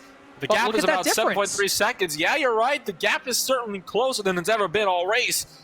7.3 seconds, so despite his slower stop, Groscher might have the pace. Or maybe he was just that much faster on the outlap. Maybe. I mean, that could be potentially it. I mean, if this is the outlap, so are we talking about maybe a second and a half gained in just the last few sectors? Because I wouldn't put it not across Grosser. I mean, hey, look, he's fighting for the championship. This is the biggest opportunity for him to gain a huge amount of points on LaVille since pretty much all season. So first place and second place, it's a difference between 50 and 40 points. And by the way, Grosser gets a bonus point if he leads a lap. And if he leads a lap, that's 51 points. And then the gap, it's a 42-point swing. When coming into this race, we're currently seeing a 55-point difference. It could be 13 points by the end of this race. 7 seconds as they cross the line into 6 seconds. Oh boy! I mean, talk about drama. This race has been nonstop drama from start to finish on one point of the track or another. I mean, championship battle blown wide open. All of a sudden, LaVille's points lead. We were even talking about this before. We were talking about how LaVille may very well even have this wrapped up. We were talking about this before the broadcast today. Right. And now, all of a sudden, it's not looking that way anymore as Robert Groscher is really going to close in the gap. And he's still closing the gap, not just in points, but to the race leader as well, under 6 seconds, almost under 5 seconds. I mean, this is going to be really good stuff here. At this rate, Groscher will catch Adam Shipstone, and we're going to have a fight for the overall race, which we haven't seen since the first 20 laps of the race. I don't even think it was first 20. I think we're talking about maybe the first 10 for the big incident. Maybe 15 or so laps. The difference at the line was 6.6 seconds. Grosser will have a little bit of traffic. Thankfully, Art McEwen just gets out of the way for him. Very nice of McEwen. He has had to get out of the way quite a few times, and he's actually right now into 11th lap down. Last car on the first lap down, I would say. But we're having such a remarkable race. 4/10 quicker than Shipstone Grosser was in the last lap. If that continues as 6.666, oh, that's not good. It's been interesting, Delta, and it could be a bad omen. We'll have to see. We'll have to see what's going to take place here. Hopefully, nothing too bad as a result of this. As I'll tell you what, this Shipstone is going to be very good. And what's happened? Shipstone just locked the tires, locked the brakes up, going into that hairpin, the final hairpin. So that's going to cut possibly a lot more by the end of this lap. While this is all going on, Randy Shoemaker has just come down for his stop as well to the number 2, so that's going to drop him down to 5th place, and in fact outside of the top 5 as Marshall Stanley goes through to pick up the final position in the top 5. Adam Shipstone, meanwhile, as you see, that is the top. That is 5th place right now, just up the road. Shipstone just exiting turn 5. Meanwhile, it's going to be Stanley just coming through turn 4 now and the final chicane. So the leader and the last car on the lead lap are not far apart. We saw this even at Detroit. A majority of the field was a lap down. Joshua Chin lapped almost the entire field. It was actually only about 4 seconds off of 2nd place by the end of that race. So Joshua Chin had a dominant run over at the Detroit Belle Isle street circuit in that race. We're looking to see a similar situation here with Shipstone because we still have 19 laps to go. He can very well lap up to 3rd place by the end of this. Look at the gap, though, between Groscher and Shipstone. Under 6 seconds now. This is going to be absolutely incredible. Look at that. It's falling down tenths per sector here in Montreal. I cannot wait to see what this battle will be like. But fingers crossed, it's a clean battle if we do get that, because I don't think our hearts can take another incident where it takes the final laps battle away from us. Well, remember, in the 2015 and 2016 races, one of the notes that we were given in our little briefing was the fact that both those races came down to battles in the last chicane on the last lap. Right now, we're getting set up to see a very similar situation take place here, and that is everyone's dream when a battle comes down to the final chicane at a track like this, because either A, you will see somebody going into a barrier cut in the chicane, or B, you're going to defy all odds and all laws of nature and somehow make it side by side through that chicane and have a photo finish. I've seen both take place several times before in my commentating career, so I would prefer to see the latter, but it looks like we're getting set for another last lap do battle between Grosjean and Shipstone, because that gap still closing. Yeah, it is definitely still closing, and it's not going to end for any long while. My only concern is I hope Grosser did not take all of the life out of his tires in this run. Now, he is going to have to get by the lapped car, and actually, it's hurting him mightily here. He does move away. I believe that was Shoemake. Yes, it was Randy Shoemake who gets out of the way for Grosser, but I do think that hurt him just a little bit. And if he comes down and tries to fight, oh man, don't do it, Shoemake. I know he won't, but there we go. Good Shoemake. Deciding not to battle that there's a much more important battle at stake right now, as Grosser is really putting the hammer down. I mean, where was this pace before the pit window opened up? I mean, usually we see drivers really, really good on fresher tires and some drivers that are much better on older tires. We have seen a wide variety of both here on the surface. It looks like Grosser is significantly better on the newer tires, but now that he isn't having as much of a performance gap, the gap is beginning to kind of settle down. It really isn't flexing as much as it did, as Shoemake overshoots the corner and goes into the grass and into the runoff. Did not spin the car, but had to almost lock it up as he well overshot the braking point, and I think that's a bit of a thing that we commonly like to call target fixation. Yes, target fixation. Another thing I would say as well is shadow driving, because if you shadow drive, it can lead to some really bad mistakes from your driving. I mean, look, everyone shadow drives. If you don't exactly know what that means, by the way, it's just following in line with the car in front of you. It almost sets you up into some tunnel vision, and it distracts you from actually paying attention to the apex, the braking points, everything of the sort. And when you do that, it doesn't necessarily go your way. By the way, that gap at front, it's still settled. I don't know. I'm fingers crossed. Fingers crossed. Well, we're going to take a look at what the differences between their lap times were this last time by. Shipstone was a 1:22.8. Robert Grosser, a 1:22.3. Half a second gain this lap alone. Wow. Overall, the gap is still coming down. It's 5.3 seconds now. And there you can see the differences. About half a second gain on lap 54. 2/10s lost on 55. Another half a second gain on 56. So a couple of bad corners messed him up on lap 55. But overall, it is starting to come down. It's a downwards trend for that gap. That's what we want to see. And now, I think this is going to be a matter of when. And the question now is, does he have enough time to close in the gap? He's got, right now, 15 and a half laps left to do it. Well, the other thing is, does he make a mistake? Does Shipstone make a mistake? Because we've seen how easy it is to not only lock up the tires, as it seems like Shipstone is having such a hard time around that final hairpin.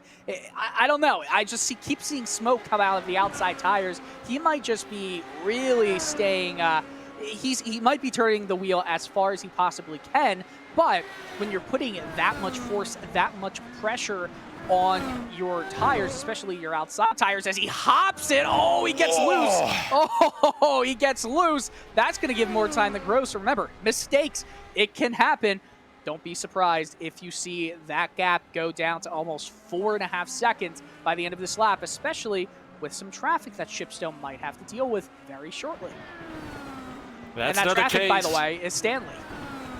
Yes, indeed. And, well, that was another case of, getting a bit close to that wall of champions for comfort. And if it had to claim the race leader, it would have been an absolute tragedy, but that mistake closed in another 4/10, and that straightaway alone significantly disrupted the rhythm that Shipstone had.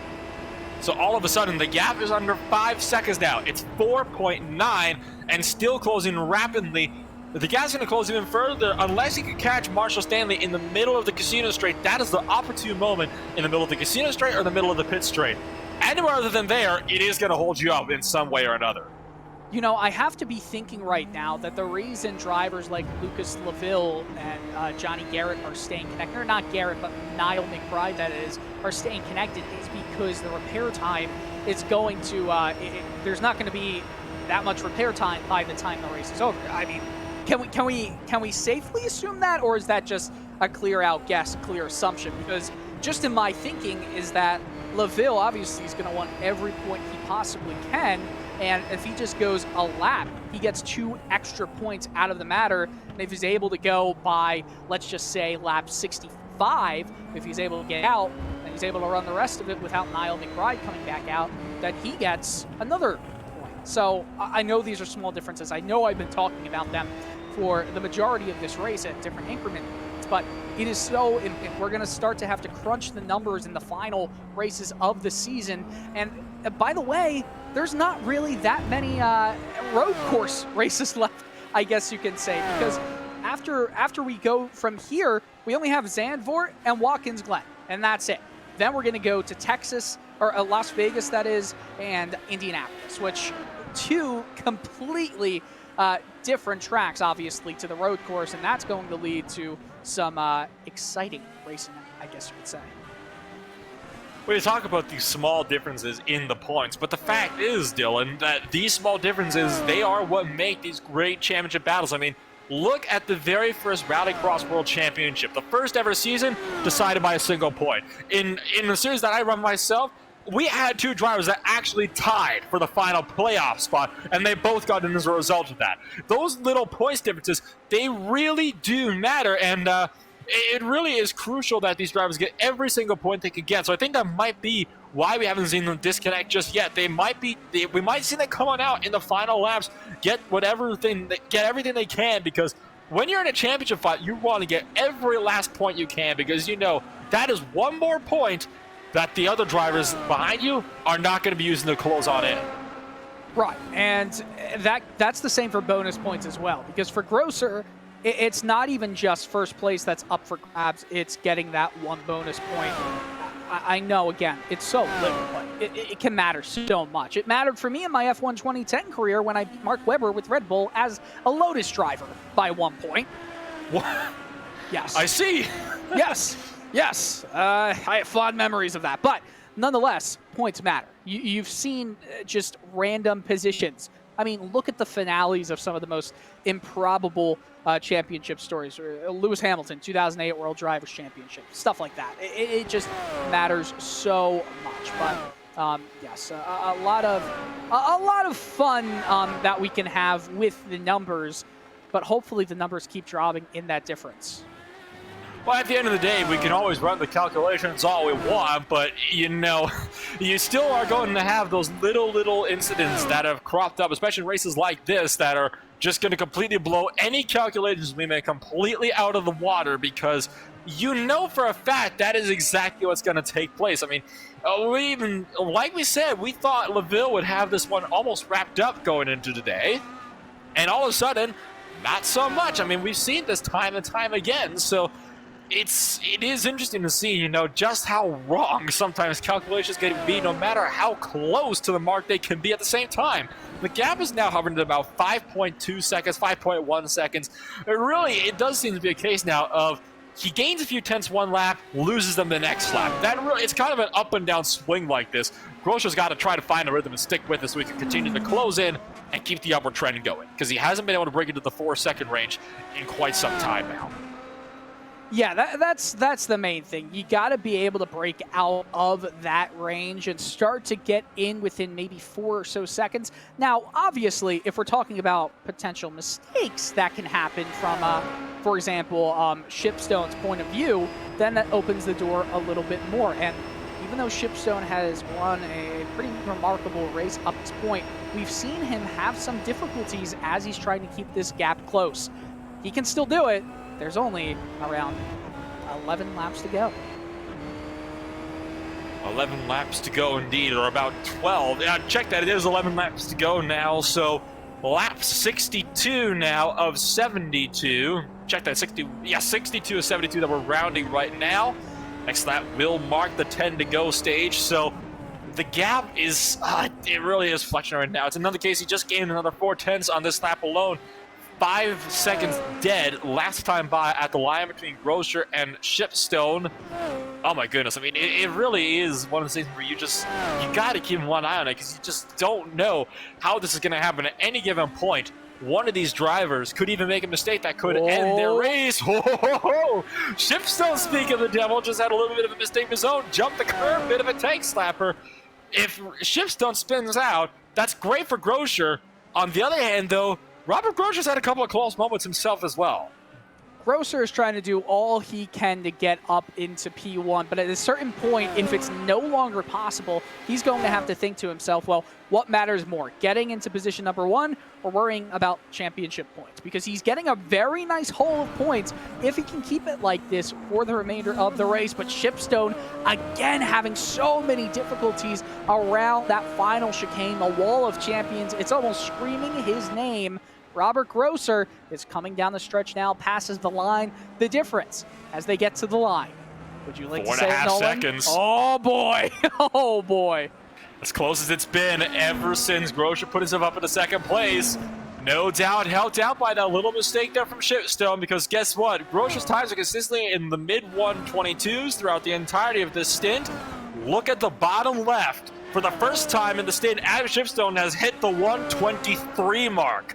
That is not at all what Shipstone needs. If that continues to happen, that's going to be detrimental for his run. It's 4 seconds dead now and continuing to shrink down as Grosser has got him in his sights. He is trying to find whatever he can get, as we're going to take a look right there. That car that just exited the corner of the back, that is Grosser running down Adam Shipstone. And Shipstone by now, down the extended straight, will be able to see him just in the distant portions of the mirror.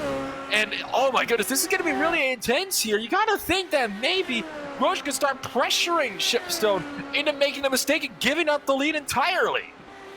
Yeah, this is completely possible, and that's what I've been alluding to with Shipstone. He's starting to make some mistakes, looking at, not at the mirror, but looking at that timing interval between he and Grosser. He's starting to see it pop down a little bit. Again, he's jumping. The thing that bothers me so much about his driving style right now is he's jumping the curb so much around that final chicane, and it's wasting him so much time. It's really not healthy for his driving style, and it's obviously, oh, and look right in front of Shipstone, a driver spun out looking Grosser. Oh, that could have been bad. Ooh, that was Marshall Stanley. The lap car that Shipstone was just approaching spun out, just got too much power on the exit of the corner, somehow kept it out of the barriers. I mean, usually if you spin out there, you're hitting something, one of the walls for sure, but not this time. Marshall Stanley spins from 5th place. And we're going to watch this, just gets onto the curb where there's not as much grip and just loops the back end, locks it down, but that no doubt held up Shipstone a little bit more and did not help things, as well as not so much with Robert Grosser, because Grosser already knew the car would have been there. And Stanley waited till he was gone, but Shipstone, that happened right in front of him. So that would definitely have held up Shipstone a lot more than it did Robert Grosser. So all of a sudden, though, there's nobody between these two. And oh my goodness, I mean, this is going to get really intense here, because you know that when Grosser catches him, he's going to be hunting like a wild animal trying to get the lead. Oh, and it's going to end up being who has the nerves, who has the guts to continue. The thing we need to talk about, though, is the winding down of time. We're on lap 65. There's only 72 laps left, or 72 laps left. Wow, we'd be here for another long while. There were 8 laps left in the 72-lap race. So we're going to see quite an incredible run. The difference at the line, under 4 seconds, it's got to happen within the next few laps. We've got to see more getting cut out of that time, because if Shipstone is able to at least keep the tide going and just lose a couple tenths per lap, he's good. It's just Grosser's got to really, it's hammer time for him. He's got to put it in. 122.7 last time for Shipstone, a 122.6 for Grosser, so it was another 10th loss. The gap at the line was 3.393 seconds. That was, once again, at the line. Looking at the live time right now, though, the gap is about 3.6 seconds now. So 3.6 to 3.7. It's kind of hovering around that range right now between these two. So it looks to be about another 2/10 cut out of Grosser's lead. Or sorry, out of Stanley's. Where am I at right now? Adam Shipstone's lead. Another 2/10 cut out from him. So this is going to be very, very interesting. There you can see, there is Grosser. He's got his in his sights now. You just got to hope now that Grosser does not get another case of target fixation and end up sending himself off into the grass. Because at this point, any major mistake from Grosser will spend it into his charge for the lead. 3.7 at the line. So Shipstone, we'll talk a little bit about him. This is his 6th Classic IndyCar Series race. He raced 4 times in the 2018 season, and he actually won one of those races. He won his last 2018 race at Belle Isle in Detroit. Started 3rd, finished 1st. Started this race in 3rd. He's currently in 1st. The only other race he's run this year has been just 2 weeks ago at Kentucky. He finished in 9th place. Could this be a second career win for Adam Shipstone in just 6 races? What a percentage that would be.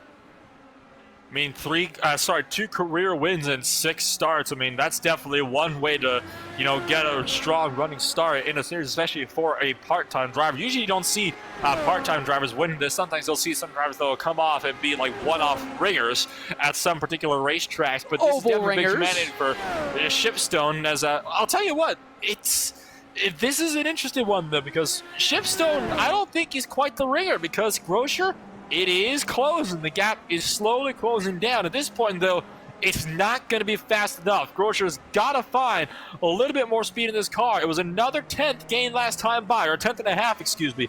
3.6 seconds is the gap now. A 122.6 last time for Shipstone, and a 122.4.5 for Grosser. He's still closing the gap, but at this point, it's not quick enough. The great thing about Robert Grosser is he has been involved from the very beginning with the Classic IndyCar Series, 2015, 16, 17, 18, 19, and now. It's the 6th year of the Classic IndyCar Series.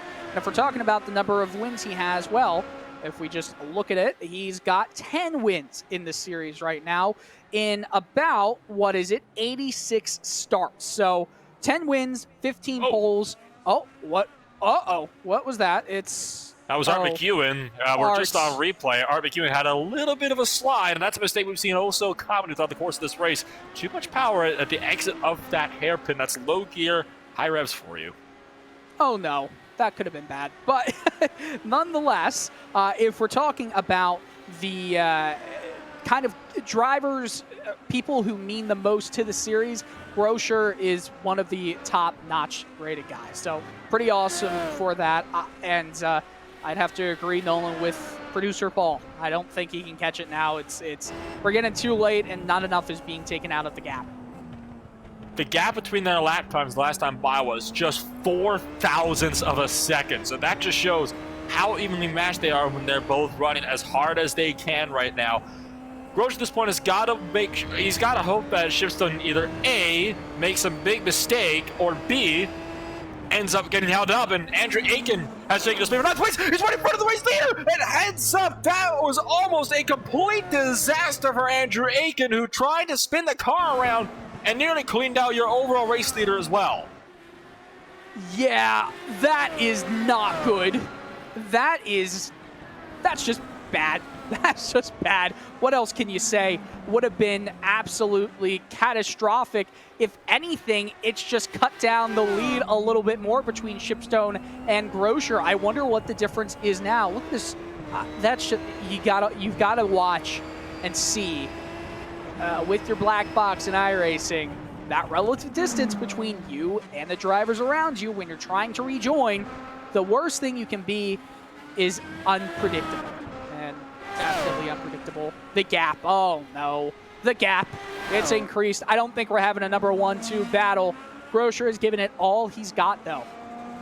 He's giving it all he's got. Unfortunately, though, it is going to be too little too late at this point. He would have to gain a second a lap in order to contend for the race win at this point. It actually increased by half a second on the last lap there.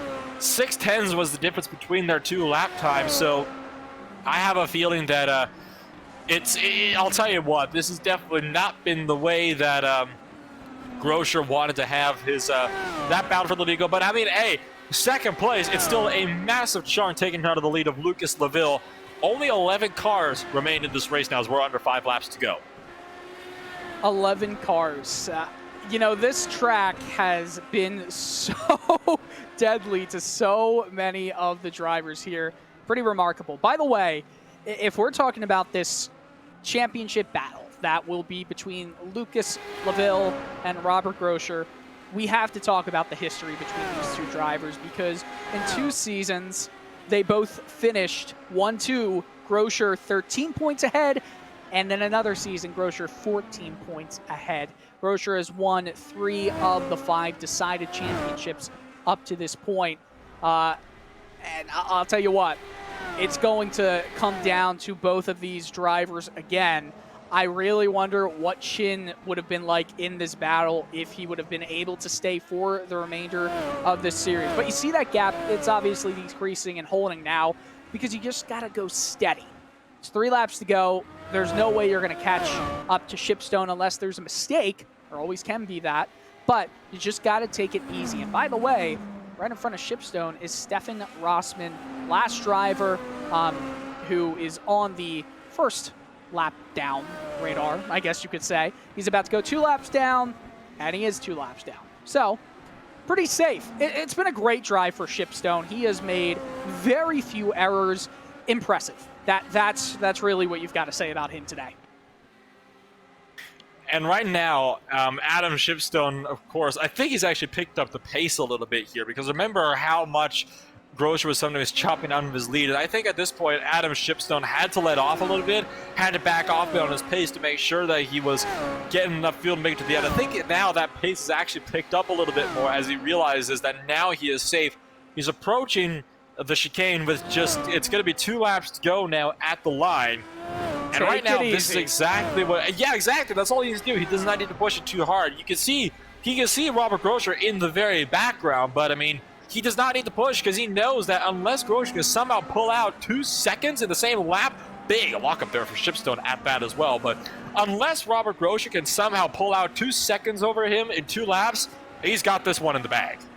Yeah, he's got this one in the bag as long as he doesn't make any mistakes or the drivers pull out in front of him. The difference that time around is back down into the 3-second range. 2 laps to go here. It's all about keeping it smooth. That's all you can do. Broadway is the only other driver that can become some lapped traffic and could get involved here. Groscher has just gotten by Rossmann, who, again, remember, is the car that is now 2 laps down. First driver 2 laps down. The difference, it's too much to make up unless there is a catastrophic mistake. And I'm sure Grosser's going to try everything he's got, because as long as he can still drive the car, even if he has damage, well, you know, he's still got a minute advantage over P3. Yes, absolutely. So at this point in time, it is looking very, very secure for Adam Shipstone, who has led, well, a good portion of the laps now in this race. He comes across, takes the white flag, and he is set to round this circuit for the final time today, lap 72 of 72. And what a thrilling first half of the race it was. And it's just unfortunate so many of the battles had to end the way they did. And as you know, it was another little bit of a chunk digging out. It's down to 3.5 seconds last time at the line. Still not nearly close enough for Groscher to close it in. No, but if these positions hold till the end of the lap, the difference in the championship will have cut to a swing of 31 points. It was 55 points between Groscher and Laville. It's going to come down to 24 points going into the final 4 races of the calendar. Oh boy, Nolan, this is going to be so much fun to watch. It's absolutely not a lot of time left at all, and right now, Shipstone does not need to worry about Groscher at all. He's just got himself 2 more corners to get himself sorted, and that dreaded wall before he manages to get things sorted.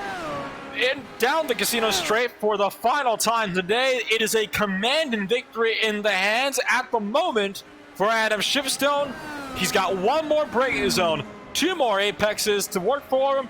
No mistakes, clean and green. Adam Shipstone wins it in Canada, and Robert Groscher will be forced to settle for second. Great racing throughout the entire day. Hey, even when we didn't have the intense battles we had in the first half of the race, we had some strategy, some nice, fun strategy in trying to run him down. Groscher, a little bit of a salutations to Adam Shipstone. Both of them ran a great race. Groscher, probably the biggest benefactor of anybody in this race, or the beneficiary, I should say, of this race. LaVille was not able to get back out onto the track. He finishes dead last in 21st position. Could you imagine if more drivers were in this race, it could have been even worse for him. Jan Hoffman is going to round out the podium for now, at least. He's just coming down the casino straight for the final time today. Still have 2 drivers, or a couple that have yet to start. And keep in mind, Jan Hoffman started from the pit lane, so 19th place from a pit road start, finishing 3rd step of the podium.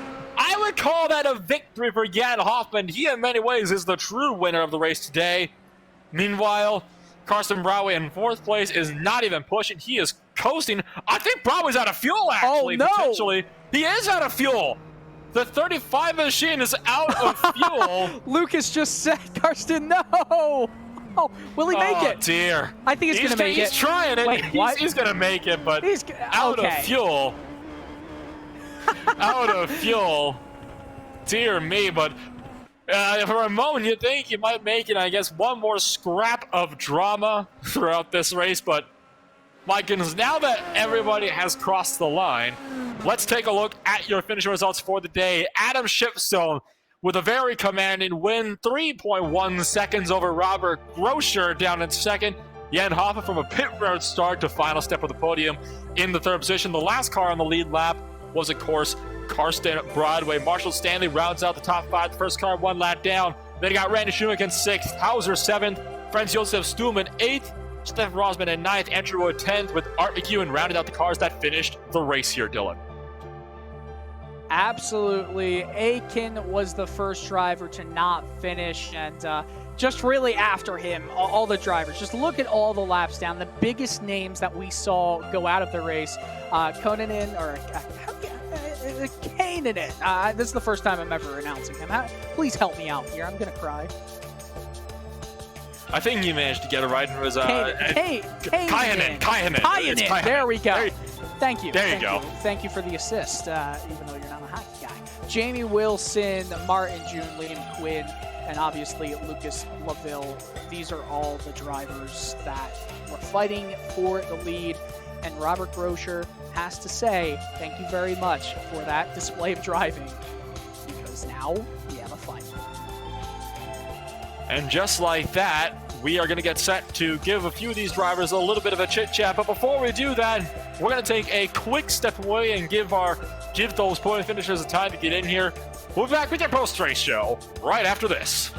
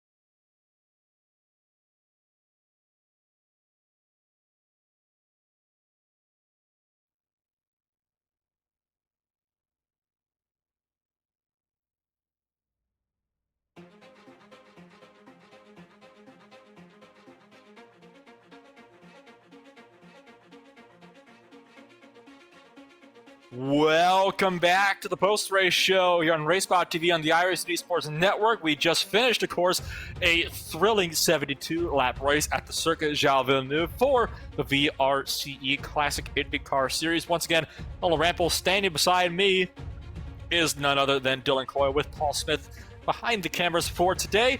I'll tell you what, it was a very, very intense run here, Dylan. And I think now we're getting set for a few of these drivers to come on up and give us a little bit of a talk. And, well, why don't we start things off with your race winner, Adam Shipstone. Adam, thank you for taking the time to join us today. And, my goodness, a good victory for you today. 3 seconds over Robert Groscher. Yeah, that was... felt like a race that lasted forever, that one. It just seemed to go on and on and on. And Robert just didn't seem to go away, unfortunately, which made it even more difficult. Well, Robert certainly was not willing to go away. He closed it in from about 8 seconds to 3 at the end of it. You did manage to keep your cool, though, and get things sorted for another race victory. I think this will make 2 wins in 6 career starts for you here in the Classic IndyCar Series. So quite the resume you've already built up for yourself over your little part-time schedule here, though. Still, how was your race overall here at the track that races like a street circuit? It was difficult. It was so difficult to keep the car at the wall, and one wrong bounce off the sausage curves to the chicanes, and you're just straight into a wall. You just can't make a mistake. Well, yeah, no, you can't make a mistake. Of course, the Circuit João Villeneuve is a very easy one to make some mistakes at, but despite some little twitches here or there, you did manage to get that car right down to the finish, as always. And, well, of course, you do tend to run more of a part-time schedule here with the Classic IndyCar Series. Do you expect to have any more runs in the season yet before the Indy 500? At the moment, me and my teammate Martin, I think we're planning on finishing off the season. So we'll be planning the next round and hopefully being for the rest of the season. Well, in that case, we look forward to potentially seeing you then when we cross back over to the Netherlands over in Europe for Circuit Zandvoort coming up in a couple weeks' time. And, well, we look forward to seeing you there. Before we let you go, anybody you'd like to shout out for you today, who else to be faster than that number 88? Yeah, big thanks to Martin, my teammate, for all his help during the week, just with setup and practice. A big thanks to the guys at NAB for letting me race under their banner. And we thank you, Mr. Shipstone, for taking the time to join us today. We'll hopefully see you and talk to you again in a couple weeks' time. Thanks, guys. Take care. Going to move things right on over now. Second driver on the podium. This time, going to be speaking to Mr. Robert Groscher. And Dylan, you are standing by with our second place finisher today and second place of points as that gap closes on down. Robert, the difference, 24 points between you and Lucas Laville. Tell us about that race. Oh, we wanted to see it go for first. Oh, first of all, I'm super exhausted. That was a tough one for sure. Yeah, qualifying really took me by surprise. I thought I have a shot for pole position, but I was pretty wrong. That was a super competitive field there up front. The race started very interesting. The field was very bunched up there, and lots of fighting going on there. And I tried to get into my rhythm and settle a little bit, and trying even some fuel saving there behind these top 4. Unfortunately, I had this small incident with Yoni there. We both spun, and then I tried to close the gap to the drivers in front. That worked quite well. Just for Adam, I had nothing in the end. I was pushing the entire final stint. I mean, like controlled aggression, I call it, because I need the 40 points also, so I couldn't afford to crash, but still trying to push as hard as I can to maybe challenge him a bit for the win. So you're watching everybody take each other out pretty much from 5th place, but you had an incident earlier on too, and it almost could have ended your race. Tell us about it.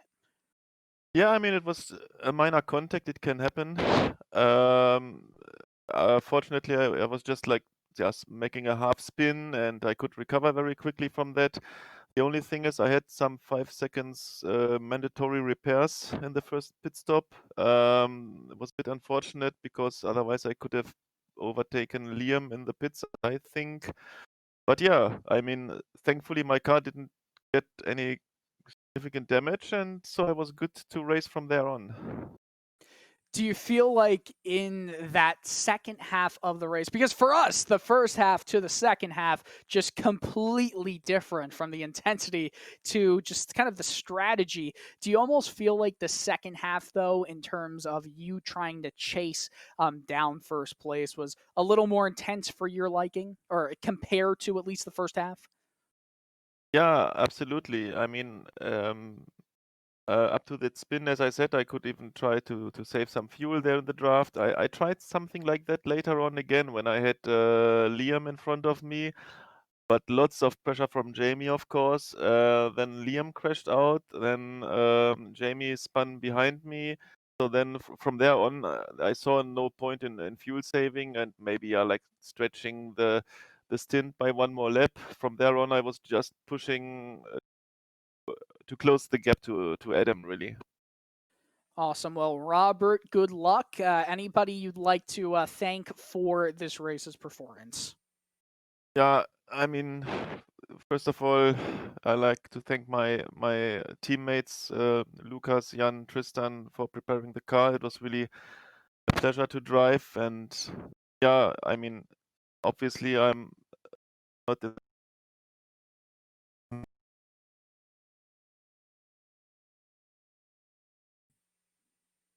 Not sure if we can hear Robert anymore. Is it just me, Nolan? So it appears some technical difficulties have befallen Robert Groscher, but well, we do thank Mr. Groscher for joining us nonetheless. And well, while we're at things off, we're going to move things over to our final point of furniture today, Jan Hoffman. Now, Mr. Hoffman, I think to say you had the drive of your life is a bit of an understatement. Started from the pits, finished final step of the podium. Walk us through it. Well, I have to rewatch it because I don't even know how I ended up there. Yeah, I was like fighting for 10th. Then I was in the middle of the race fighting with Carsten for like P5, and a few minutes later we were fighting for a podium. So much happened at the front that I didn't really see, but I benefited a lot from it. So yeah, it was a good race for me. Yeah. Well, outside circumstances or not, I don't doubt that you're going to take the third place finish. I can imagine you're quite pleased with that, considering where things started out for you. Of course, we are in the final stages of the season now. Next race up is, of course, at Circuit Zandvoort in the Netherlands. Will your strategy for preparation for that race change at all for what you had to do to make your result at this race possible? No, I think, yeah, we're working on the setup, preparing the car, making the best what we can, and then do some practice laps, and then yeah, next time I hope to at least be able to take part in the qualifying. I hope that will help in Zandvoort, being able to not start from the pits. So that's something I will do, doing some quali runs, but yeah, other than that, I don't think I have to change anything after this race. I think that would kind of go without saying, too. I mean, 19th to 3rd after a pit road start, so 25 seconds, give or take, off the field, and then you come home in 3rd. And it's certainly not a bad result at all. And, well, before we let you go, then anybody that you'd like to thank for being fast in the number 05? Yeah, I want to thank my teammates, Lucas, Robert, and Tristan, who did a great job preparing the car. It was so easy to drive all the time. Like, you're on the edge, but this car was still easy to drive. Like, it was not crazy going out of the turn and stuff like that. So big thanks to them for doing a great job. And thank you for joining us, Mr. Hoffman. We'll let you get back to your team to celebrate that podium position and, well, I think it's safe to say, crown you driver of the day as well. And good luck in the coming weeks.